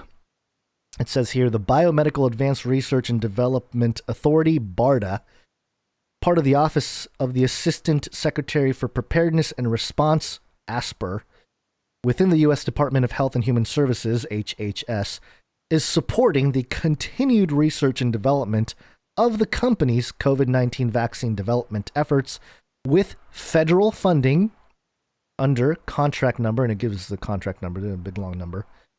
BARDA is reimbursing Moderna for 100% of the allowable costs incurred by the company for conducting the program described in the BARDA contract. Oh, how convenient is that? The U.S. government has agreed to purchase supply of mRNA 1273 under the U.S. Department of Defense contract.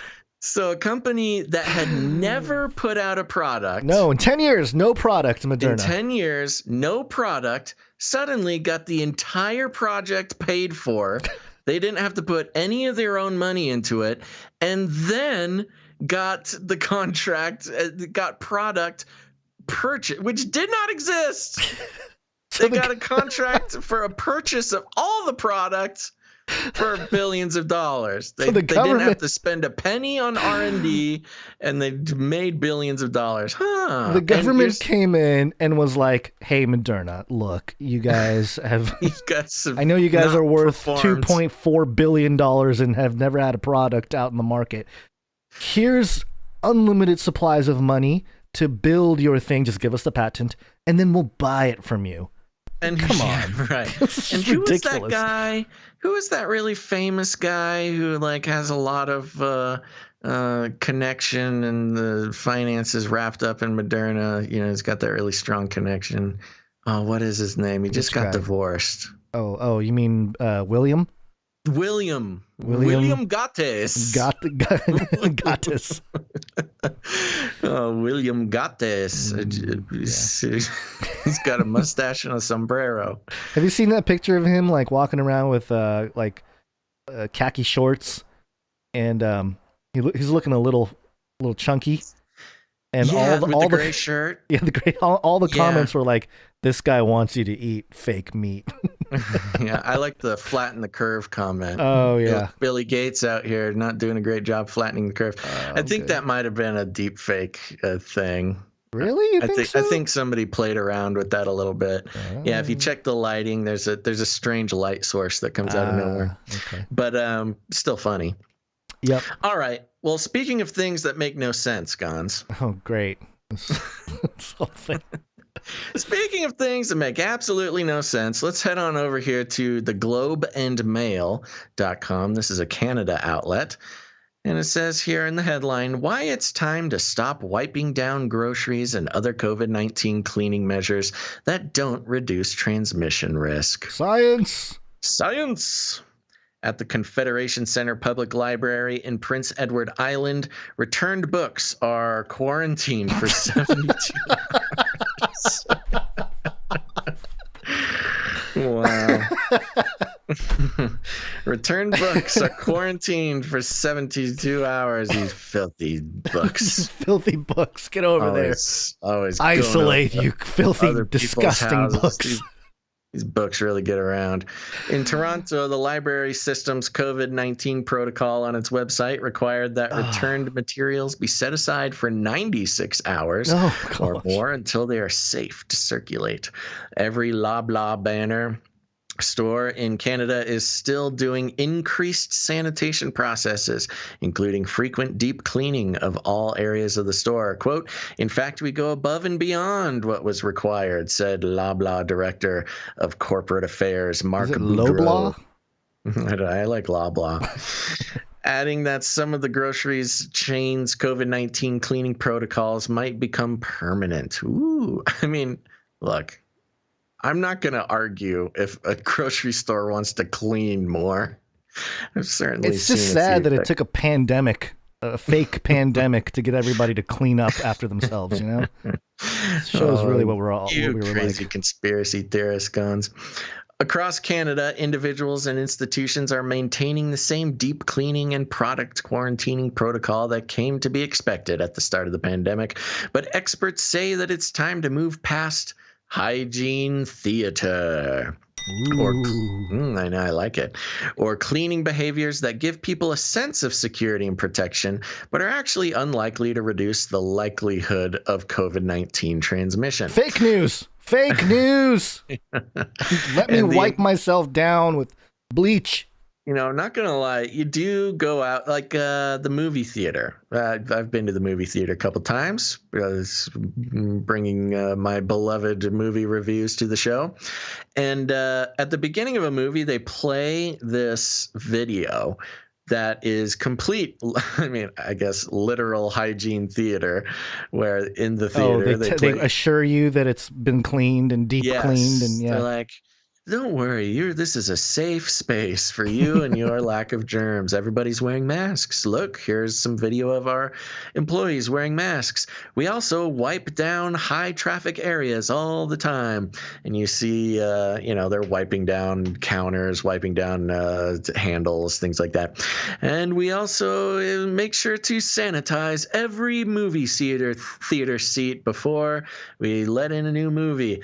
And it shows this guy with this crazy sort of flamethrower gas spewing gun. And they're what? It's just like fogging. It fogs the whole, and he's spraying it on the seats at, this like futuristic sanitizing situation. I'm like, wow, they are really taking this seriously. Yada, yada, yada. You finish the thing. And the movie gets out, and I'm waiting in the movie because I wanted to see if there's a scene after the after the credits. Yeah. You kind of have to do that nowadays. Mm-hmm. So I was chilling, hanging out, just watching to see if there's a thing. No scene. Lights come up. Movies. They're like, okay, get out of here. I'm the last one there, and I stand up and turn around, and the cleaning crew is in there. The ones that should have had the flamethrower of sanitizing machine. Yeah. It is just the grumpiest looking teen. No, not even a squirt. No. He just has a rag. And it's a wet rag that he's just so haphazardly, just no gusto. He does not care. He's by hand wiping down these seats, and he's not wiping down the seats. I mean, one brush over the headrest and he's on to the next thing. So it really was just like this propaganda of sanitation that had no basis in reality. And, that's fine. I'm not scared. Well, I'm just funny that they have to like virtue signal and then they don't follow through with it. I flip-flop on this issue here in my own mind, because on the one hand, cleanliness is nice. I like things clean and wiped down and all that, especially if you're out in public. On the other hand, the cleaning products that are being used probably aren't good unless they're using like organic stuff. And also, our immune system gets stronger by coming in contact with all kinds of different things, right? There's always that argument. I remember, rolling around in mud and stuff when I was a kid and coming home dirty, just getting my hands dirty and all kinds of stuff. And, I'm fine. I probably ingested things that aren't exactly recommended by the powers that be in terms of cleanliness. Over time, and especially, a Japanese family, you got the raw fish, so yes, you gotta, just soak it in shoyu, which is soy sauce, so it'll be fine. But, but I feel like I have a pretty strong immune system. I don't get sick really ever. And if I do start feeling sick, I get over it fairly quickly. So that's the other side of the argument. It's like, okay, if we're going to have this crazy, Andromeda strain, hermetically sealed type of situation, the threat better be equally as scary. But no, I agree. I mean, it's kind of a balance. I mean, on one hand, I would prefer that they clean the movie theater because you never know what's going on in there. I agree with you on that. But in like hotel rooms and stuff, you always go in there. There's other ways to get your germs and work up your immune system. Anyways, that was my own experience with the hygiene theater. Let's continue here. And the environmental impact of disposable wipes, the cost of disinfecting supplies, and the burden on restaurant and retail employees to maintain strict COVID-19 cleaning measures are further reasons to start being pragmatic and stop wiping down groceries and mail. Quote, part of the problem that we're having, I think, as infectious disease doctors and virologists, is getting people to understand that simply knowing that a virus is present in something on a surface or in an aerosol doesn't mean that's an efficient way for the virus to get itself transmitted, because viruses undergo all kinds of changes that can affect its infectivity. Its ability to bind to a receptor that is on a person that allows for an infection, said Dr. Gerald Evans, medical director of infection prevention and control at Kingston Health Sciences Center and Queen's University's professor. Yeah, that is one thing that did change, and nobody changed their habits. I think it was kind of the first red flag of like nobody's actually following the science. It was pretty early on. I think it was like maybe August of 2020, which I guess wasn't that early on, but August of 2020, if I had to guess, was when they came out and said like, oh, it actually doesn't spread on surfaces at all. Like it can stay there, but it's very hard for it to go from a surface into your lungs. It's you don't really have to worry about that. But we have to arrest the guy surfing on the beach by himself because he might get the coronavirus. And all the wiping down and all the this and the that just continued when they basically found out, yeah, you almost, it was, there was a number to it, but I believe it was under 0%, or sorry, under 1%. Oh, by the way, just as a side note to all of this, I live near the beach. I went down to the beach a few days ago, and, we're hanging out on the beach, like on the sand. No masks. Nobody's wearing masks. Good. It was glorious. It was like, it's great news. Those Californians waking up. Yeah. I think I saw maybe one person wearing a mask, and I was like, what are you doing? Everyone giving him the stink eye. There's always somebody that sort of just wants to stay that way. Yeah. Anyway, sorry. Go on. They're criminals. Gotta facial recognize them. Yeah.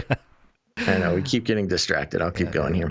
Dr. Evans added that one of the issues with disposable wipes is that they contribute to, quote, the overall problems of trash. Dr. Peter Juni, scientific director of Ontario COVID-19 Science Advisory Table, said that in public spaces and community settings outside of household, the risk of service transmission is relatively low and can, quote, easily be addressed through conventional cleaning without deep cleaning, deep disinfection, and by using hand disinfectant. In outdoor public spaces such as playgrounds, ultraviolet light also helps to decontaminate surfaces, Dr. Juni said. You mean the sun? Yeah, kind of funny. They do say ultraviolet light. Don't worry. Stay inside, everybody. You might get the virus if you're outside, other than the fact that the sunlight can prevent people from getting, whatever, and the vitamin D. Go on. Sorry, I keep distracting you.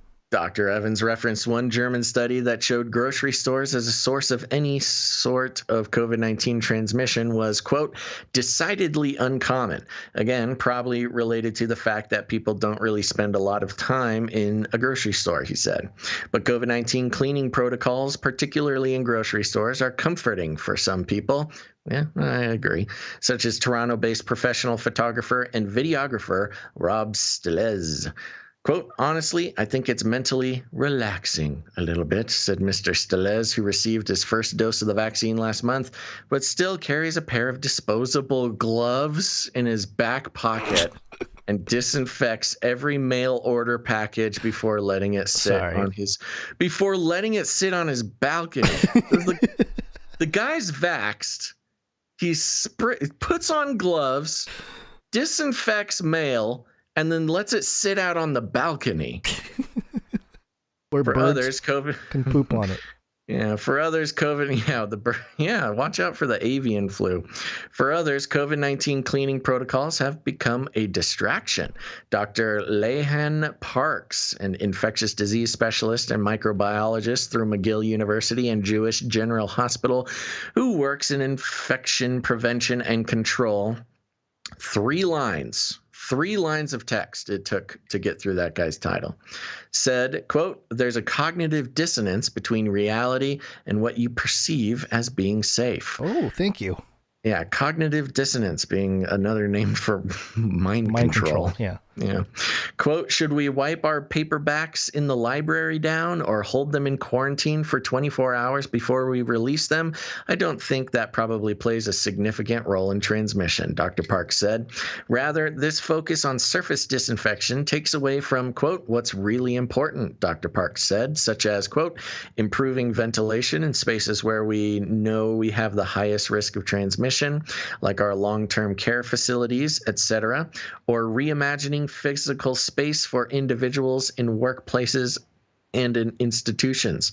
Mike Barber, a copywriter and editor who lives in Toronto, said he used to quarantine his cannabis shipments from British Columbia before deciding it just added to his anxiety.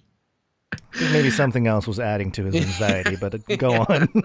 Mr. Barber said he now thinks of the burden of COVID-19 cleaning for grocery store workers, retail workers, and servers. Quote, "People who are bearing the worst of it are people getting paid the least to do so," Mr. Barber said, "and especially as the evidence is borne out about transmission, I've been very curious to see when businesses in particular are going to stop those practices. While experts agree that hand hygiene should remain a lifestyle habit beyond the pandemic," we can all agree on that. Wash your hands. Wash your hands, just in general. It's not a political statement.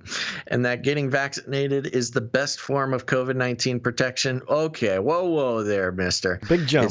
It's time. Wash your hands, change your genetic makeup. Well, that is a good point of analysis, the equating washing your hands and getting the vaccine. Yeah, interesting. "It's time for hygiene theater to come to an end," they say.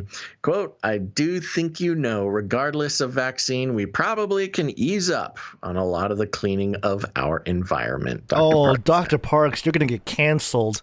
Yeah, bad wording. Can't not clean our clean our environment. That's super Just not dump green. all your Purell into the ocean. Sanitize the fishies. Yeah, well... So all there right. you go. It's at least not, this is not it's not a huge outlet up there in Canada, the Globe and Mail, but it's something. So yeah, it's actually not a small outlet either. Okay. Well, there you go. Good job, Canada. Nice work. All right. Well, we've been going for quite a while here. Should we take a break and thank some people? We need to. I got limited time today. We must.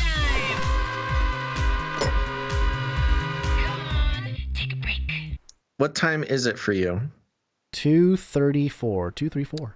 Are you kidding me? Oh my gosh. All right. We'll have to zoom through some stuff.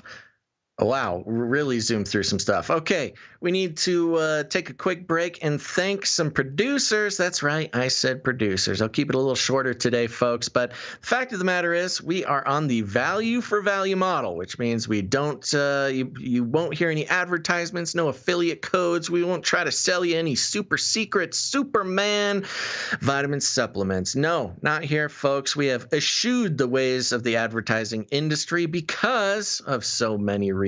But to put it frankly, it's mind control, and it's bad for your health. It's bad for the world. Big companies like Google, Facebook, the Silicon Valley tech giants, they're the ones who make all their money from advertisement. In fact, the advertising industry is responsible for the other big problems in the world. Things like big data collection, privacy concerns, facial recognition, corporations teaming up with the government in order to control the people. It's all wrapped up in advertising. Advertising is a practice in mass mind control, and it's got its roots not only in the U.S. government, but also some strange, esoteric, occultish type of folk. And so, you know what? It just didn't seem right for us to take the easy way out, just say yes to all these offers for advertising that continue to pelt us in our inbox here. But instead, we are taking a very unprofitable stand against the advertising industry, and it's called the value for value model, and it's simple. We create value. We do it 3 times a week, and we just try so hard at it. And if you get any value out of what we do here on this show, whether you've watched or listened to 1 episode or 10 episodes or hundreds of episodes, it's just an opportunity for you to put a number on that and put it back into the system and this is just very serious, that, the show only continues because of the support of the producers. And it's a good feeling. It's a good feeling for the producers. You take some ownership, take some responsibility for your own media future instead of just getting whatever for free and just letting advertisements come into your brain. And, it's kind of just a lazy way to go through your life. Instead, why not become a producer, support a show that you appreciate, that you get value out of, and become part of the team that makes it happen? And that's who we're going to thank right now. Now, here's the thing. There's many ways to support the show, become a producer. You can do it with your time, your talent, or your treasure. And we're going to start by thanking those who are helping out the show financially. We are truly grateful. We could not continue to do the show without the support of these producers. And if you're out there and you might not be taking this as seriously as some of the other producers, consider, what other forms of media are you getting that are free from the bias? Not just free from the bias, but also free from monetary reasons for holding your attention in one place. That's very few, whether they got YouTube monetization or Twitch monetization, or maybe they do advertisements or have affiliate codes. I don't know. I'm not saying they're bad people. I'm just saying we need to consider the ways that our media are funded. And we take no corporate money whatsoever, because every corporate sponsorship is a form of censorship. Instead, we are fully funded by listeners just like you who join the team, become a producer. Now, the first way to do that is by heading over to patreon.com/CCNT for Canary Cry News Talk. That's patreon.com/CCNT. And Gons, we got a couple of producers coming in over there. Are you ready? Ready. First, I want to thank Jay Good coming in. It's a monthly producer of the show. Leaves a quick note here. Love the show. Only wish you would invite KJ on once in a while. I'm having brain surgery on Tuesday, and while I'm freaking out, I do look forward to some time off and listening to your shows. God bless. Oh my gosh. Brain surgery. Well, Producer Jay Good, we'll be praying for you. Yeah. You hear that, producers? Put Jay Good on your list. Yes. And we hope the brain surgery goes well. My goodness. And we'll be here for you to tune into once you're done and recovering. Let us know how that goes. We'll keep praying for you. Next up, we have producer Aaron. Thank you very much. Producer Aaron coming in with a very generous monthly producership. You are the man. All right. Okay. Next, now that's all for our Patreon producers, Gons. But hey, if you're out there, you want to support the show, you don't like Patreon, that's okay. You don't have to like Patreon. We support you. That's why we have canarycryradio.com/support. canarycryradio.com/support. That's right. canarycryradio.com/support is a great place to become a producer. You can read all about the value for value model. You can learn about the Canary Cry Roundtable of Knights and Dames. You'll have some options there. You can come in as a monthly recurring producer. It's a great set it and forget it option. We're so grateful to our monthly producers. We don't always get to say thank you to you individually, but you're in our hearts. But if commitment is not your thing, you can go ahead and make a one-time producership in any amount. There's also cryptocurrency options, all sorts of fun things. Gons, who's coming in on the PayPal? All right. We have many recurring producers on PayPal. We appreciate all of you. But for today, first up, we have Kim W. Thank you very much. Kim W. coming in with, the gas price producership. Yeah. Kim W. says, keeping with the theme, this is the gas price in Estacada. Estacada might be my new gas station if I can time things properly. Okay. Kim W. always on the mission to find the best gas prices. And thank you very much. $3.24 is the gas prices in Escadada, if anybody's wondering. And I believe Kim W., she's on a 4-episode streak. So keep it going. Thank you very much, Kim. I need to go to Estacada to get my gas. Estacada, yeah. Or maybe we should just get more gas price producers from my neck of the woods. At least that'll be higher price. The gas price producers, yes, that would be a different situation for you Californians. That's why we don't have any California gas price producers. They're like, this is way too much. I need the money for gas. It's not an option. Yeah. All right. Thank you, producer Kim W. Next up, we have producer Cassidy C. Thank you very much, producer Cassidy. And she comes in with $3.33. God bless you guys from Mississippi 333. I don't know if that's that's like a code for her. She's got the Illuminati handler producership. Mississippi 333. Next up, thank you, producer Cassidy. We have producer Tristan H. Producer Tristan, thank you very much, my man. Coming in with the was that the show number? Show episode number producership. Yep. Is he on a streak or no? Is he? No, not anymore. Oh. Let it go. Dropped it last episode. Oh, okay. Unless there was a mistake, but you're the numbers guy. Me? Yeah. I'm not the numbers guy. Well, okay, we're not getting to this. Next up, we have producer Ciara. Thank you very much, producer Ciara.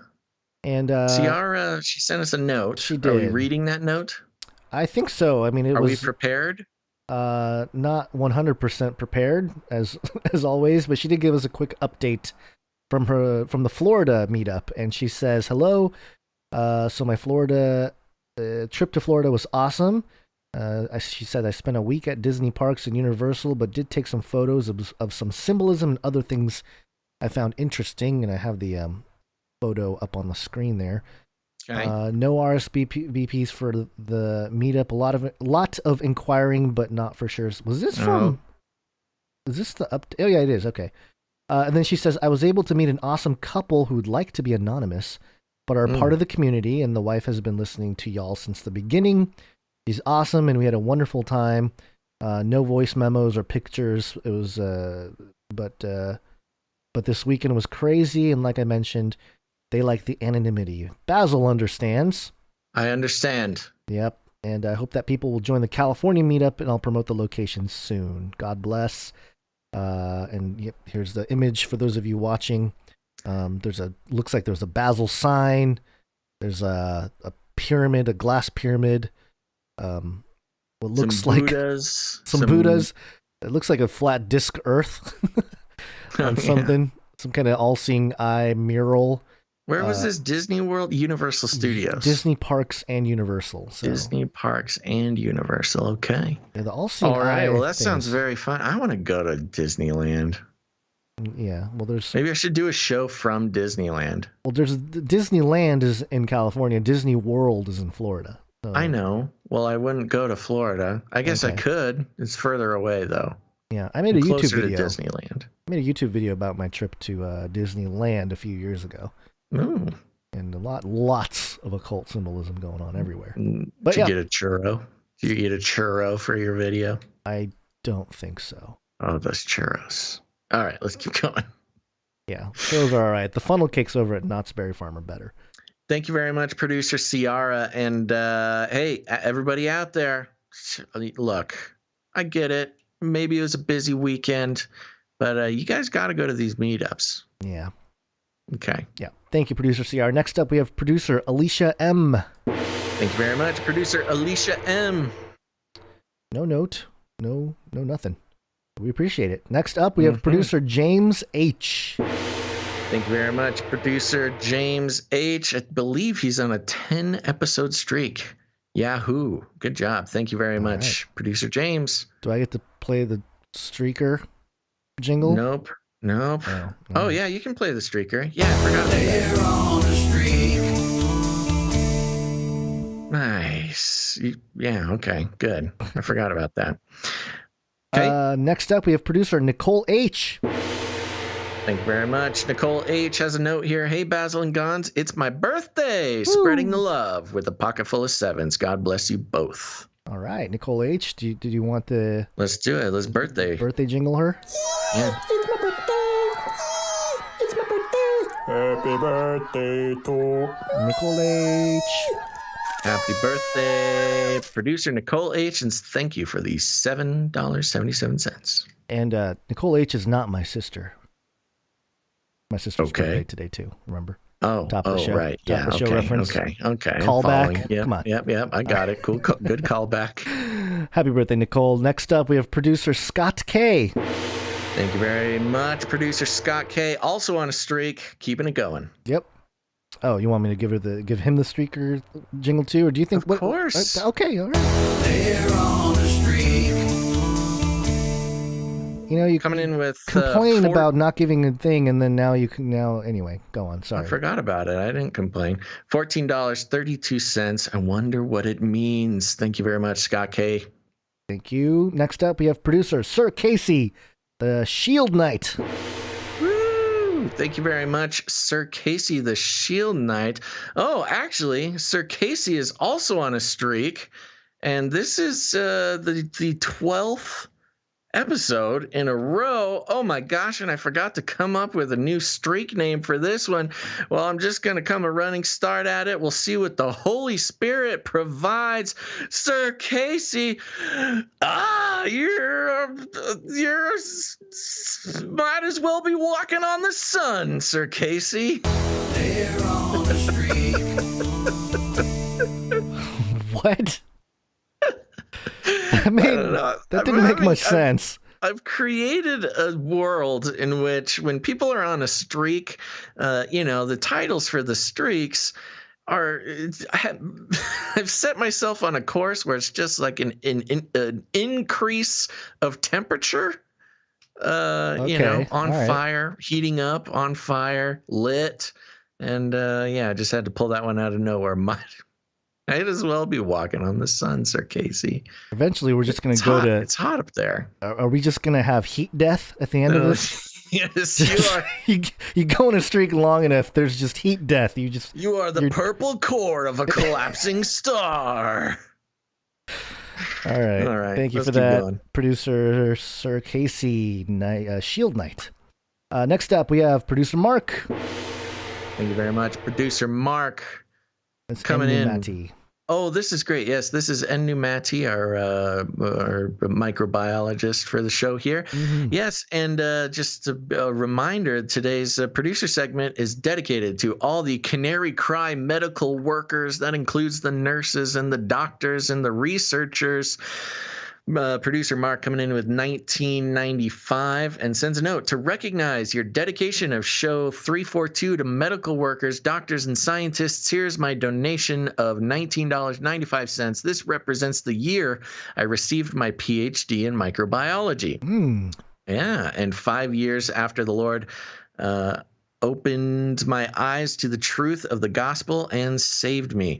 I know we poke fun, and rightly so, at Dr. Fiasco's quote, "Science is truth," but it is a true statement as long as the science is understood without biases and presuppositions. Yes, if only that were the case. Yeah. And as Romans 1:18-20 states, quote, "For the wrath of God is revealed from heaven against all ungodliness and unrighteousness of men, who by their unrighteousness suppress the truth. For what can be known about God is plain to them, because God has shown it to them. For his invisible attributes, namely his eternal power and divine nature, have been clearly perceived ever since the creation of the world in the things that have been made, so they are without excuse." Wow, that's a great set of verses for scientists to keep in mind. Yeah. If you've been given eyes to see the truth by the Lord, everything in creation points to him, even in its currently fallen state. I'll leave you with the words from Hebrews 4:13 that I included at the start of my PhD thesis prologue, quote, and no creature is hidden from his sight, but all are naked and exposed to the eyes of him to whom we must give account. God bless. Keep up the good work. Maranatha. Mark. Thank you very much, producer Mark. Thank you. What Producer a great Mark. note, and congratulations on I guess it's not necessarily an anniversary of your PhD, but thank you. We're happy to take the opportunity to honor you and all the rest of the Canary Cry medical people who keep us honest around here. Yeah, very cool. Yeah, 27 years ago. Goodness gracious. That's a long time ago. All right, Are you thank calling Mark old? No, he may have gotten the PhD at age 8. You know, 15. Yeah, he might be a savant. Savant genius. Yeah, you never know. We're lucky to have you. Yep. It's like I tell my wife, and she hasn't aged since age 21 or 27 is what I tell her. Yeah, that is true. It's true, right? Your wife is some sort of does she have a painting of herself as an old woman somewhere hidden in an attic? Her age is trapped in some kind of strange magical paint piece. No, not really. Okay. Next up, we have producer Hey, make sure to tell your wife that I think she looks very young. Okay, I will. Yeah, okay. Okay. Just got to make sure. keeping the Make sure you say I got to get as many brownie points as I can over there. Yeah. Agreed. All right, next up, producer Sigra the Beast. Sigurd the Beast coming in with the $33.33. The Illuminati handler producership has a note here. Had to share the weirdest end times dream I had last night. All of Satan's minions were Cobra villains from G.I. Joe. Serpentor was Satan. Cobra Commander was the AC. Dr. Mindbender was the FP. And what is AC and FP? And Antichrist and False Prophet. Oh, of course. And the Baroness was the Whore of Babylon. Fun dream. Yeah, very fun dream, Sigurd the Beast. And also, producer Sigurd the Beast works in the medical field as well. You know, I would be thrilled if the Antichrist really showed up as Serpentor. Cobra Commander. Yeah. Here's a little photo. Serpentor is Satan. Oh, Serpentor is Satan. Okay, yeah. Here's Serpentor on his Cobra flying device with a gun in the mouth of the side. Okay, all right. Thank you for that, producer Sigurd the Beast. Sigurd the Beast. Next up, we have, and lastly, he's the executive producer for episode 342. It is Ivan L. Yes, thank you very much, executive producer Ivan L. Coming in has a note. I don't know any other way to say it, brothers, but I love you guys. Keep up the good work. Well, we love you back, Ivan L., and thank you for producing the show. And thank you to all the Canary Cry medical workers and researchers out there. We appreciate everything you do, keeping us alive and keeping us honest when it comes to us blabbing about all this medical stuff. Yep. Reporting things we don't understand. Next... Well, we're done with the PayPal producers. Other ways you can support the show is with your time and talent. The timestamps for episode 341 was done by Jade Bouncerson. Thank you to Jade Bouncerson and her little crew over there doing the timestamps. We appreciate that. Thank you very much. And also, just wanted to highlight producer Josh. He's our resident story writer. Wrote a couple more pieces here. This first one is titled... let's see, Basil and Gons Grow Old, Part 1, a short story about Basil and Gons. And then there is also a Part 2 to the saga that is Basil and Gons Grow Old. So those links will be in the show notes for anybody interested in doing some some fictional or not so fictional, maybe prophetic, I don't know, reading. I haven't read these ones yet. I'll have to check it out. I read the Basil and Gons Go to NASA. That one was fun. That one was definitely fun. If you guys have not read the Canary Cry short stories that Josh has been writing, get the links in the show notes. Head over to canarycrynewstalk.com. Yeah, we appreciate that. This is the kind of, well, this is more talent. This is not just time. This is time and talent, I would say, to write something like this. Yeah, of course. So we appreciate that, producer Josh. Keep it up. And other ways you can produce the show is with your jingles, which we don't have any today, but we do have artwork. One art, please.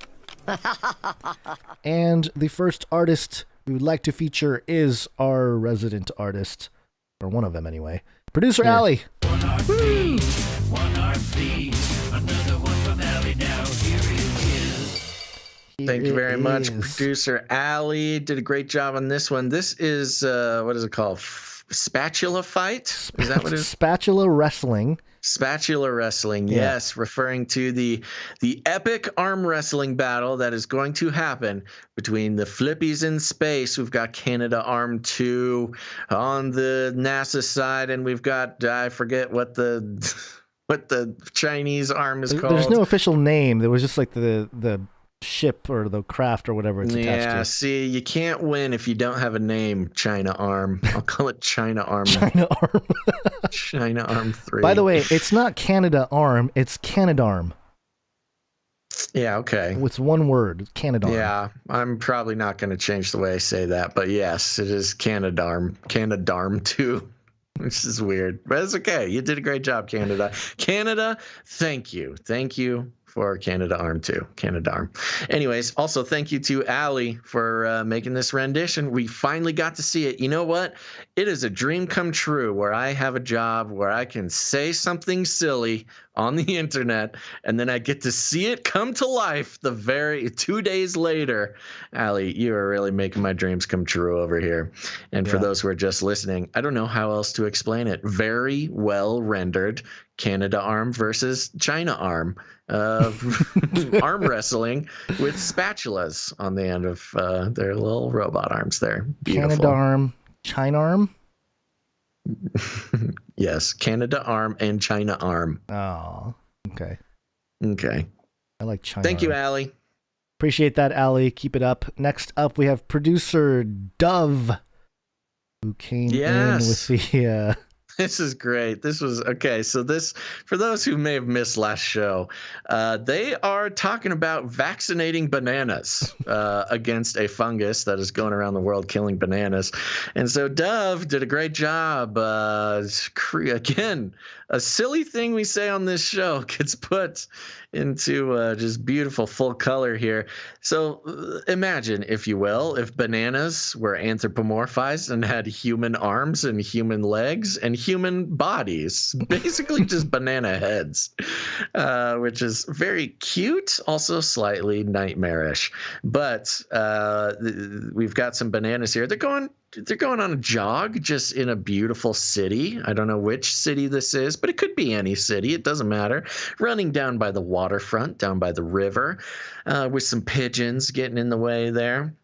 In the front, we've got a very happy banana man running with his Canary Cry News Talk tank top on. He's got a big smile on his face, googly eyes, and no mask, exercising with no mask. Oh, filthy. Showing his teeth. Yeah, showing his teeth and a smile. A couple canaries that broke out of the cage on his tank top. He disgusts me. And in the back, we've got two also jogging cranky bananas. Banana couple. Yeah, cranky banana couple wearing their leggings there. The bananas are starting to get the brown splotches, you know. Well, we all know why that is, because they're wearing masks and they're angry. And one of them's yelling out, "You're gonna kill Banana Grandma!" That's right. And that's what happens when you don't wear your mask, folks. You kill Banana Grandma. Get your bananas vaccinated. It's important, and do your part, or you lose your freedoms. Okay. Bananas. All right. Thank you, Producer Dove. This really was a real pleasure to have beamed into my brain. Just all the lore is just I love awesome. it. I love it so much. And lastly, we have producer Debbie just barely getting past the deadline for this episode in terms of art. And thank you, Debbie, for recognizing that you were late on the art, but it's okay. You did such a great job. We did the background work it takes. It's not nothing. Gons has to press some buttons and do some computer stuff to get it on the screen, but he did it because he killed it. Thank you very much, producer Debbie. Coming in with this is a couple of magazines laying on a table if you're just listening. One of them is Time Magazine Person, in quotes, of the Year. And it's a beautiful rendition of Space Flippy. Yes, that's right. Person of the Year, Space Flippy. We've got a beautiful sort of space background with Flippy, the robot arm, floating around, doing his space work, the good work he does up there. And underneath the Time magazine is a Bon Appetit magazine. With a frying pan thing, maybe an iron skillet with something cooking. And the byline is Flippy, from fry cook to gourmet. Very good. Flippy really is making headlines, man. It took me a second to realize that this was something that producer Debbie put together. I was like, where did she find? Oh, she drew this. She's got such a finely honed realism aspect of her art, which is appreciated. We appreciate all the fine art of our artists, but Debbie, you hold your place in our hearts, that's for sure. Yeah. All right, I think that's it for the break. We are basically at my exit time. I know, but we're doing a bad job. I think we need to read this note. Do you want to save the note? I think we should read the note. Okay. Oh, the note. Yes. Yes, we need to read this note. Yeah. We got a note from, let's see, Paul G. He's one of our recurring monthly producers. And if you don't know, Paul G came in on episode 333 for our Knighthood special. And it was very heartwarming. He used the opportunity to dame his mother, who is Dame Sissy Sue of Sassafras. Mm-hmm. And we have an update about Dame Sissy Sue of Sassafras. Here we go. Basil and Gons, I wanted to write you a quick note to let you know my mother, Dame Sissy Sue of Sassafras, has been released from nursing home prison. And her memory... Hallelujah. And her memory shows great improvement. I want to thank you, the Canary Cry community, and producers for diligently praying for my mother. Getting to hug my mother for the first time since November 2019 was an answer to our prayers. Praise God. I would like to do something to celebrate this blessed occasion. I was thinking about commissioning a piece of artwork from the Canary Cry Artists Guild. I propose a challenge to create a logo or something similar to represent the Canary Cry producers. I will donate $100 to the show in the name of the winning artist. They will receive full producer credit and will count towards their knighthood. What do you think? I think that's a wonderful idea. Wow. The note continues, my suggestion is to present the challenge on a Monday and have the artwork submitted for Friday's show. This will give the artist a week to produce their piece. I will then review the artwork over the weekend, select a winner, and the winning artist will be announced on the following Monday's show. Please let me know if you have a better recommendation on the show to present this challenge. That is a great question. Let me see here. Create a logo or something similar to represent the Canary Cry producers.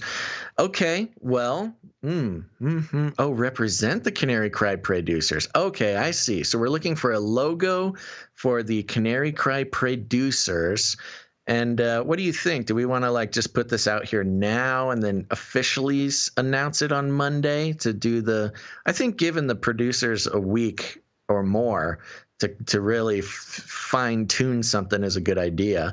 We can just announce it now, and then we'll mention it, and we'll mention it again Friday, and then maybe Monday we'll open it up officially. I don't know.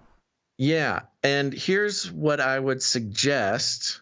is, maybe give a week to send them in. So we'll announce it now. So if you're an artist out there, you want to make a logo for the producers, and send it in. We need to get they can send it straight to us, and then we can send it to Paul. And then, because I think I think he's judging this situation. Yeah. So, because we don't have an email for Paul. So here's what we'll do for now. And Paul, you can always tell us otherwise. But if you're out there, you want to make a logo for the Canary Cry producers, do that. Send it to canarycryradio@gmail.com. We will forward everything on to Paul so he can take a look at everything. And we will announce the winner next Friday, not this coming Friday, next Friday, which is the 4th. 4th of June? Are we in June? 4th of June. Wow. Yeah. Crazy. Yeah, I know. So yeah, that's great. And oh my gosh, Gons, my heart just jumped with joy when I heard that Dame Sissy Sue was out of nursing home prison. Yeah. Yes, and I don't want to say anything out of turn here, but yes, hearing about your situation, producer Paul, with your mother really broke our hearts. And I know the producers went to fast work, intercessoring on her behalf, and we're so happy to hear that she's out. I don't want to get the background story wrong, but I believe that she really had a problem after she was forced to get the vaccine, and her memory, her Alzheimer's. I'm sorry, I don't know if it's Alzheimer's officially or what, but her memory showed much worse, or much more of a decline after getting the vaccine. So I'm happy that things are looking up, and you can hug Dame Sissy Sue of Sassafras. Give her a hug for all of us here at the show. Okay. Jared in the chat is saying that Canary Cry producers or producers, initials CCP. Yeah, he did say producers. Don't put that on the producers. CCP. Oh, you caught us. We're owned by China. Commie Cry Radio. I think we're the only, I don't know, but there certainly are very few sort of truth-seeking shows that are lighthearted enough to make fun of ourselves. Fun of ourselves, yeah. Well, we do have this too. I don't remember. I think this is. That's all we are, you know? Yeah, that's us. That's us. The commie is spreading propaganda. Yeah. All right. Well, let's get moving, Gons. Yeah, and gotta be quick here. I will give you, should we just say, you have full reign to skip anything we need to skip. Yes, it's wake-up time. Hey, yo, wake up. Well, I do want to get through this, or just at least summarize some of the things here, because it's a lot happening at the same time, and that is a 4 Horsemen of the Technocalypse sighting, which we'll get to here. The 4 Horsemen of the Technocalypse. Anytime you see the 4 Horsemen, it's something special.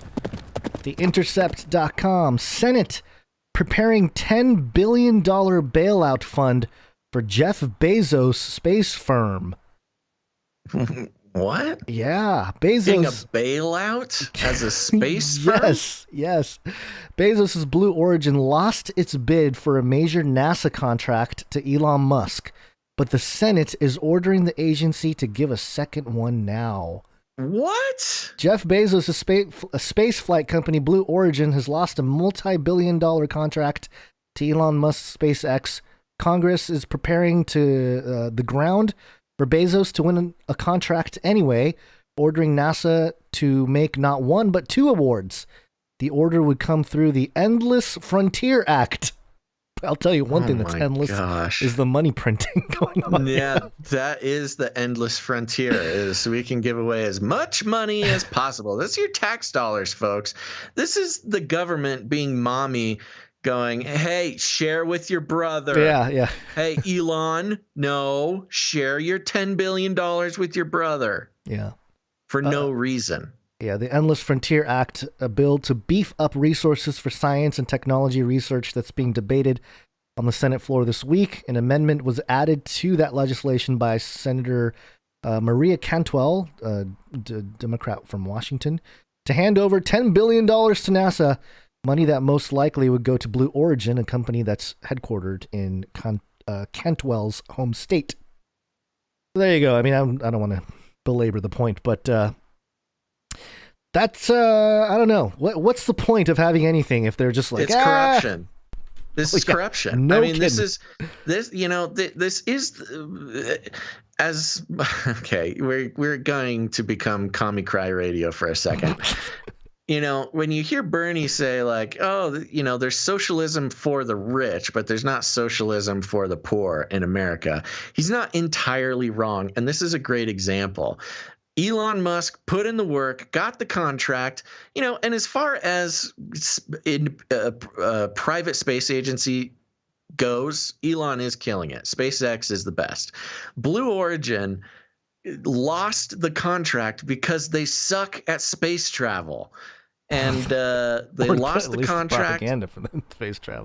The contract goes to Elon, but it doesn't even matter. Can you imagine if you had a business and you fight and you're a better company and you get a contract and then the company or whoever just gives money for no reason to your competitors? Yeah, well, So, yes, we will be Commie Cry Radio and agree with Senator Bernie Sanders, who actually stated about the $10 billion amendment to eliminate it. He said, quote, "It does not make a lot of sense to me that we would provide billions of dollars to a company owned by the wealthiest guy in America." Hey, I'll give him a cookie for that one. Good job, Bernie. The government is giving Jeff Bezos, richest man in the world, $10 billion for what? For not having a good space company. He gets $10 billion. Stupid. Come on, man. It's crazy. It's outrageous. This is one of the most outrageous. That just shows who's really in charge of this country. Yeah, well, that's not all, because they it came out of the news today, CBS News. Amazon to buy film studio MGM for $8.45 billion. I think we know where the 10 billion number's coming from. They're like, Bezos got, oh my gosh, Bezos got 10 billion from the government, turned around, bought MGM, one of the biggest legacy film companies in the world, and still had $1.5 billion left over. Yeah, I think that was the deal, Hey, I want to buy MGM. I don't want to really use my own money, especially I got divorced recently, only worth half as much as I used to be. Government, hook me up. This guy's evil. He's an evil genius. He really is Lex Luthor. Yeah, well, yeah. Buying the TV, buying the film franchise that has shows or movies like Rocky and James Bond. Yeah, well, recently put out Wrath of Man, which is the worst written movie I've ever heard. The whole movie just wore a fedora the whole time. It was a fedora wearing pinstripe movie. The deal is Amazon's biggest purchase since acquiring grocery chain Whole Foods for $13.7 billion in 2017. Mm-hmm. So there you go. Just more monopolizing by Mr. Bezos. But just one thing to maybe go against the Bezos empire here. This is Wired.com. A new antitrust case cuts to the core of Amazon's identity. The Washington, D.C. Attorney General claims that the company obsessed with satisfying customers is actually screwing them. What the headline says here from Wired.com. Mm-hmm. Read a couple paragraphs just to get an idea here. Bezos' obsession with customer satisfaction is at the center of Amazon's self-mythology. Every move the company makes in this account is designed with only one goal in mind: making the customer happy. If Amazon has become an economic juggernaut, the king of e-commerce, that's not because of any unfair practices or sharp elbows. It's simply because customers love it so much. The antitrust lawsuit filed against Amazon on Tuesday directly challenges that narrative.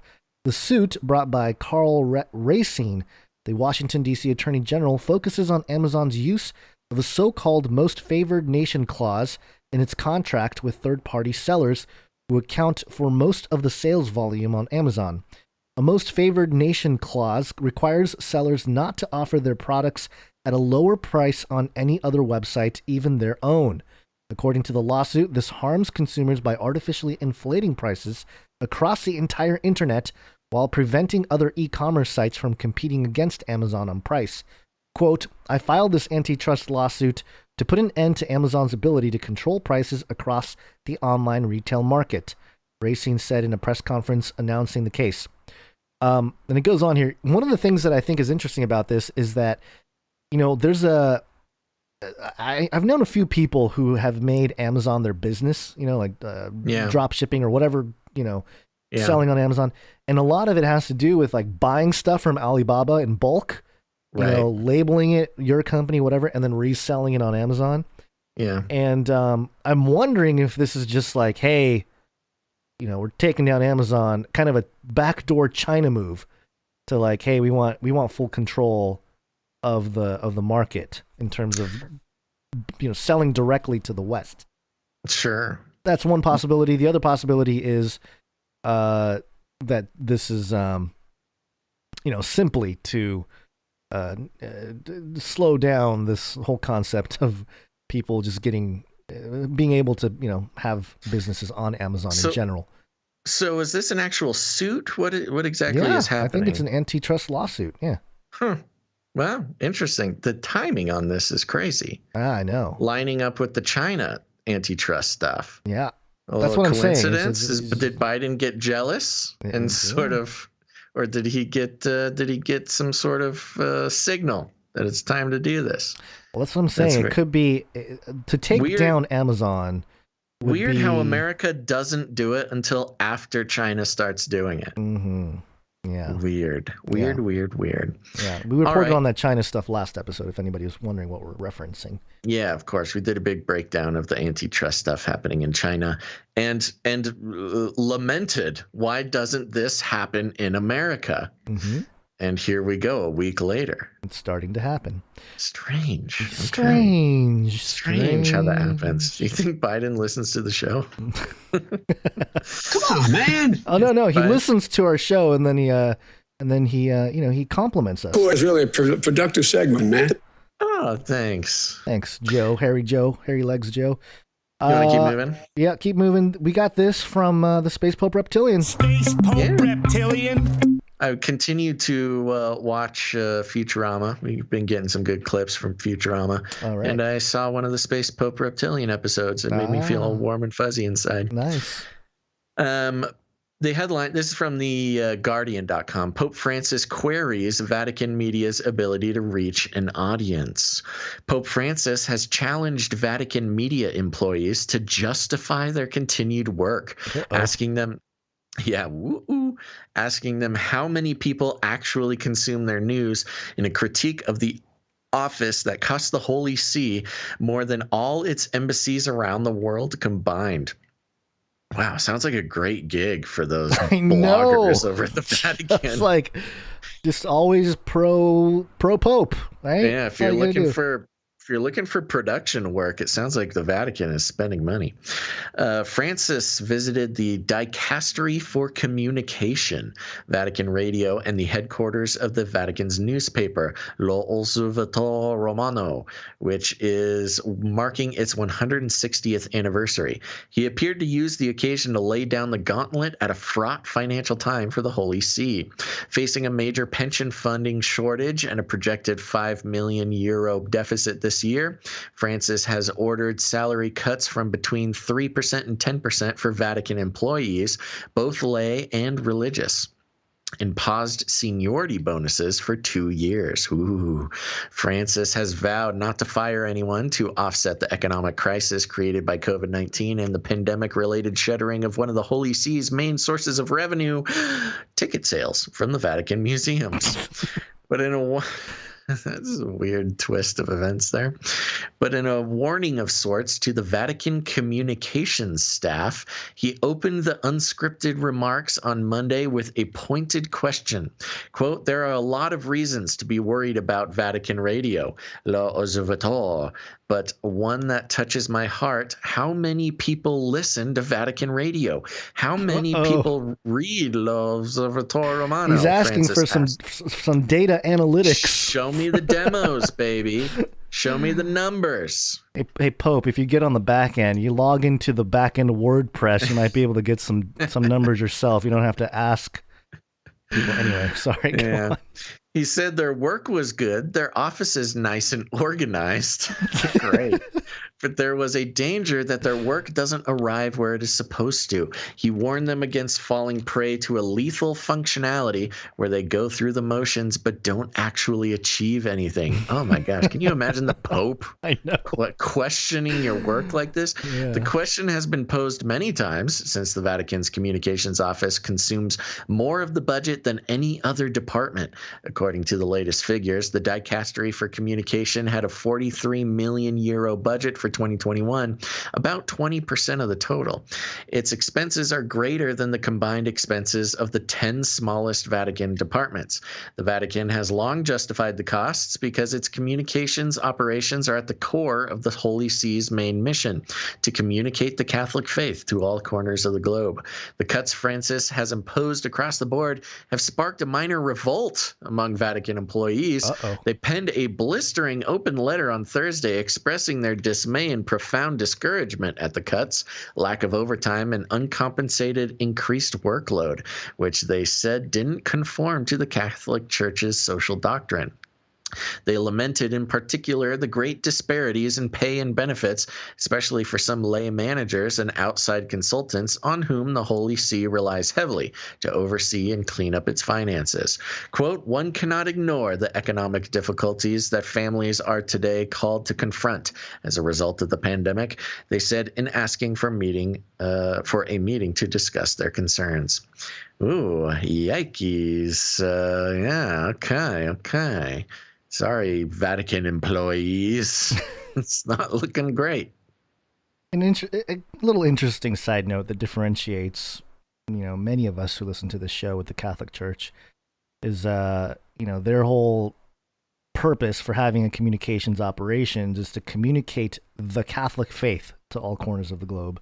Yeah, interesting. Yeah, which is different from the gospel of Jesus Christ. Yeah. Which would have a direct Yeah, effect on one's salvation. You know, we do have Catholic listeners. I don't know if they're persistent, but I know, we've had Catholics tell us that they listen to the show. They don't like the Space Pope Reptilian jingle, understandably.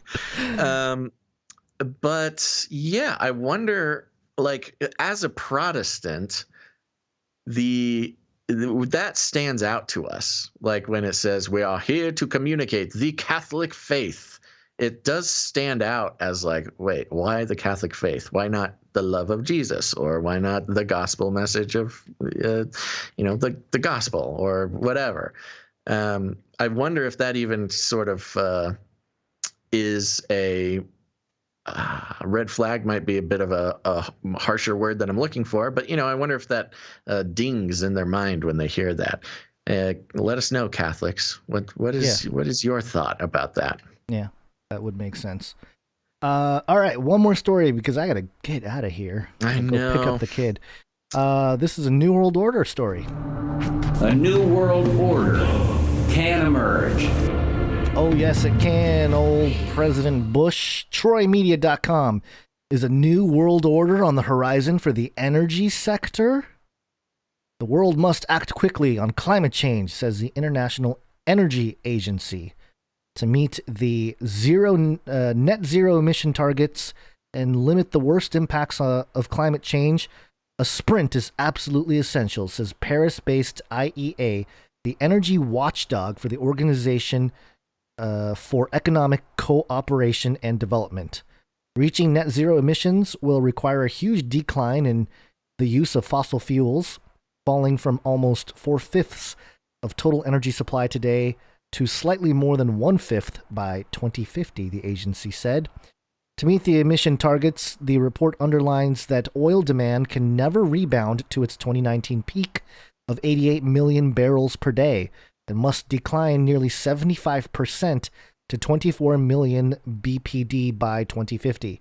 It also envisions a 90% reduction in coal use and a drop in natural gas usage by 55% by 2050. Okay, all right. I mean, they're asking for a lot there in terms of reduction. Well, that's the plan. I know that's the plan. I know it's the Green New Deal. But isn't a lot of the coal stuff like pretty clean now? I thought it was not the same kind of. Anyway, you don't have to get into it. When it comes to the energy industry, the propaganda on both sides is very strong. I've seen a lot of stuff that the coal industry is not as bad as it's made out to be by all those hippies, millennial hippies, and but I have seen some like pretty crazy things where it's like, oh, coal actually cools is better for the earth. We got to burn coal to keep the earth going. Burning coal fixes climate change. I'm like, okay, well, that's probably also not true, but somewhere in the middle, I bet. Fatih Birol,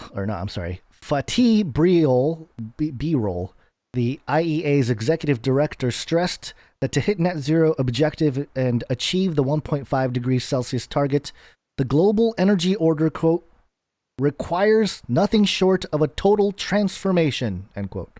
The IEA laid out more than 400 recommendations spanning all energy sectors and technologies for what needs to happen and when to transform the global economy from one dominated by fossil fuels into one powered predominantly by renewable energy. No new coal-fired power stations should be built unless they include technology to capture their emissions, it said.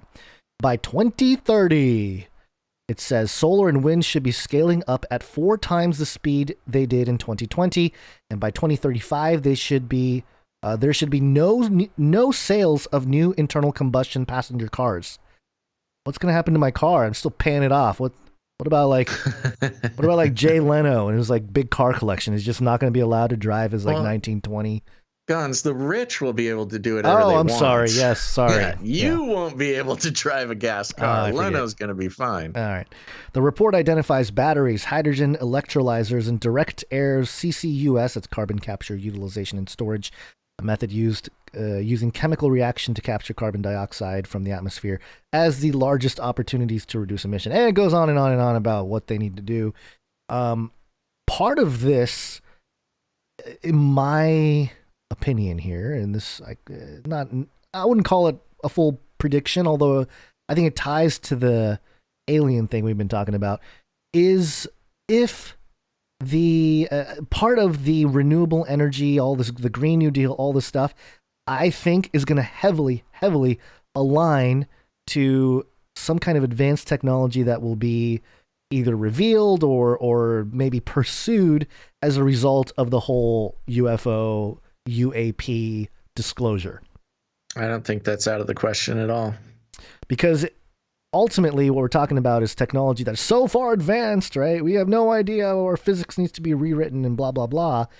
Well, if there's an example of these craft that are not using propulsion, especially like jet propulsion, to move, they can start moving in that direction. And I think it's going to be hijacked by the green movement and all that kind of stuff, which... it is sort of the missing link. It is. To get here that quickly, we need literally like a new physics or like a new science to integrate all of it together.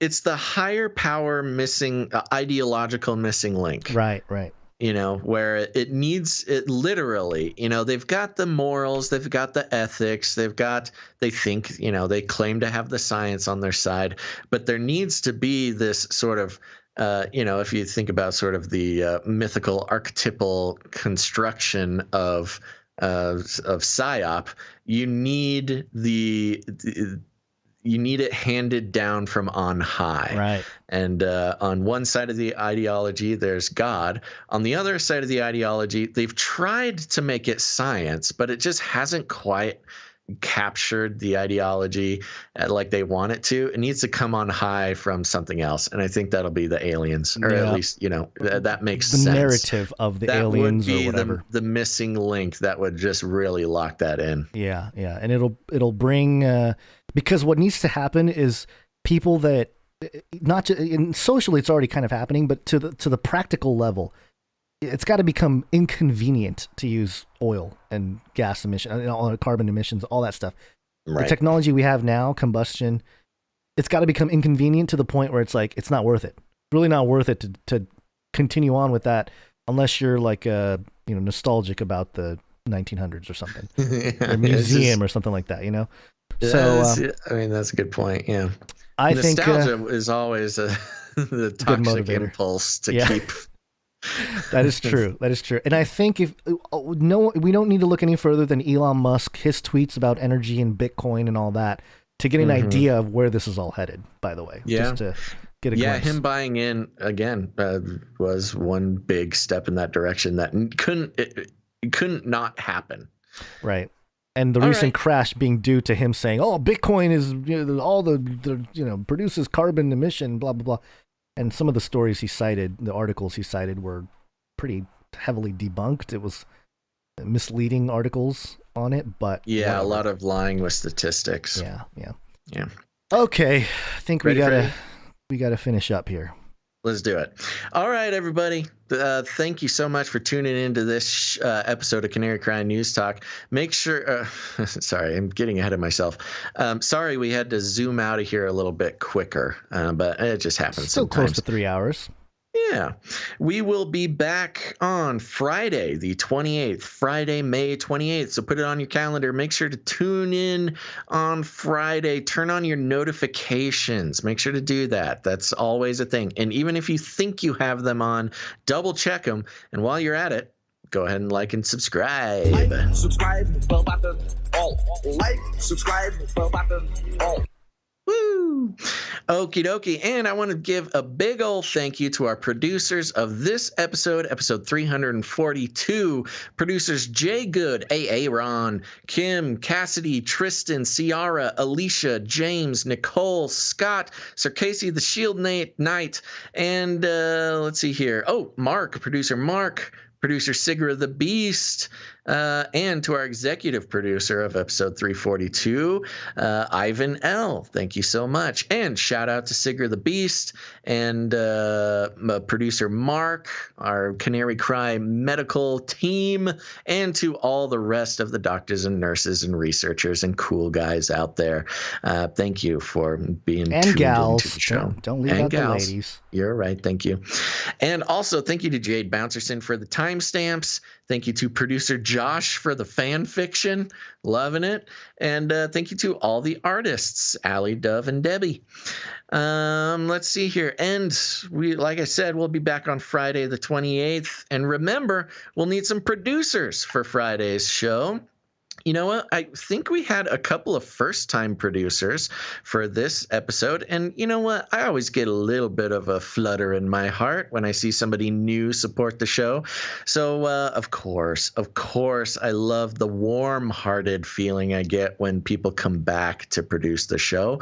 But I get that, that little flitter when somebody new does it. So if you want to make me feel something again, and you've never produced the show. Wow, that's quite the pitch. Make me feel again.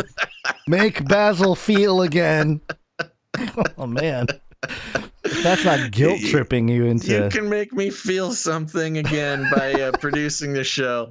Head on over to patreon.com/CCNT or head on over to canarycryradio.com/support. canarycryradio.com/support. That's right. canarycryradio.com/support. There's all sorts of great stuff over there. Hey, here's the thing. You're going to go there and the page is going to look a little weird. It's just kind of what it is. It's broken. We're fixing it. I promise. But you can figure it out. I believe in you. But you can also support the show in many other ways, such as artists, jingle makers, musicians. Create something for the show. Send it on over to canarycryradio@gmail.com if you like it easy, or canarycryradio@protonmail.com if you like to keep it secret. Go on now and send us a cool piece of art. We'll feature it on the show on Friday. Also on Friday, I'll be reading ratings and reviews. So if you have not done it, I'm talking to you, listener. Yes, you. Yes, the one listening to this. No, not everybody else, just you. Leave a rating and a review for the show. It's very important that we get ratings and reviews on a pretty sort of ongoing basis because it helps the algorithms. Those iTunes algorithms share the show with people that you have never even met, that you may never meet until you get to the pearly gates. So go ahead, leave a rating and a review. It's very helpful. And I will be reading those on Friday. But for the rest of you, share the show. Share it out on your social media. Send it to your friends. Just text it. You always got to do that. You got to spread the good word. And you got friends and family who are starting to wake up to the fact that the world is not what it seems, that they're being lied to on a daily basis. And you can have a part in giving them an area where they feel seen and they can maybe learn something or two. Send them an episode. They will thank you. I guarantee it. Let's see. And if you need any more instructions, we call it rattling cages. You just walk right up to them. You grab them by the cage and then you shake it. The end of the world occurred pretty much as we had predicted. I want to shake things up, stir up some controversy, rattle a few cages. Hey, stop that! You'll never silence me. I'm the last angry man, a crusader for the little guy. Leave the bird alone. Never. Rattle a few cages. Rattle a few cages. The human race will have every opportunity to improve. And if they don't? Ask Noah. That's right. Just ask Noah. All right, Gons, any last words? No, I got to go. So thank you, everybody, for being here. Appreciate it. See you on Friday. Friday, May 28th. Be there. Okay, thanks, everybody, for listening to this episode of Canary Cry News Talk. Make sure to tune in next time. Until then, think outside the cage. Bye-bye.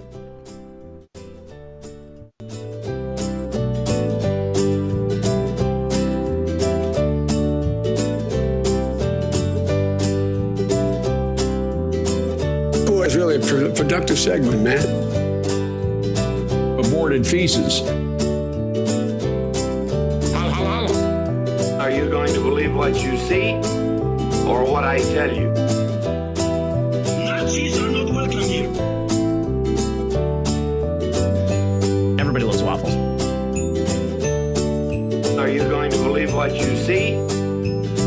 People don't even read their Bible, for heaven's sakes. We're made by the aliens. Aliens? I tried to tell you. Where are the aliens? Aliens?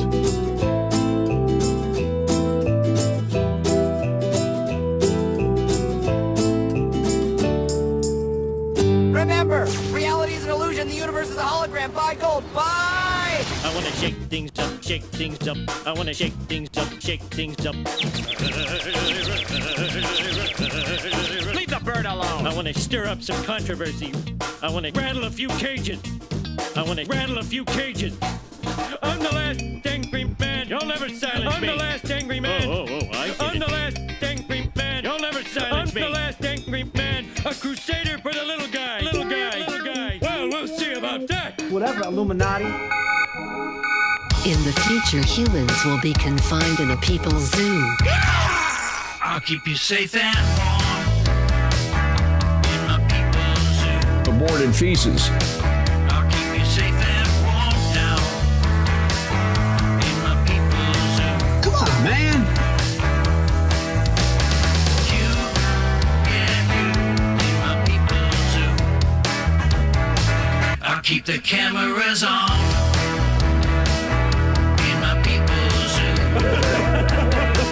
I'll keep the cameras on now in my people's zoo. It's to live by. You, yeah, you in my people's zoo. They are scum.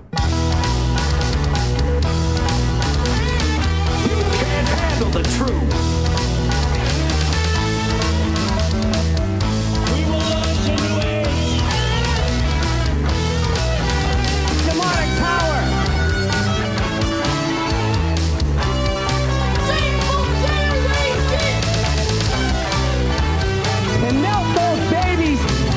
Candles. I'll make you fat and sassy in my people's zoo. Everybody loves waffles. I'll make you fat and sassy in my people's zoo. You, yeah, you. You, yeah, you. You, yeah, you in my people's zoo. Vaccination. I'll keep you warm and safe in my people's zoo. Do not come back, you Nazi psychopaths.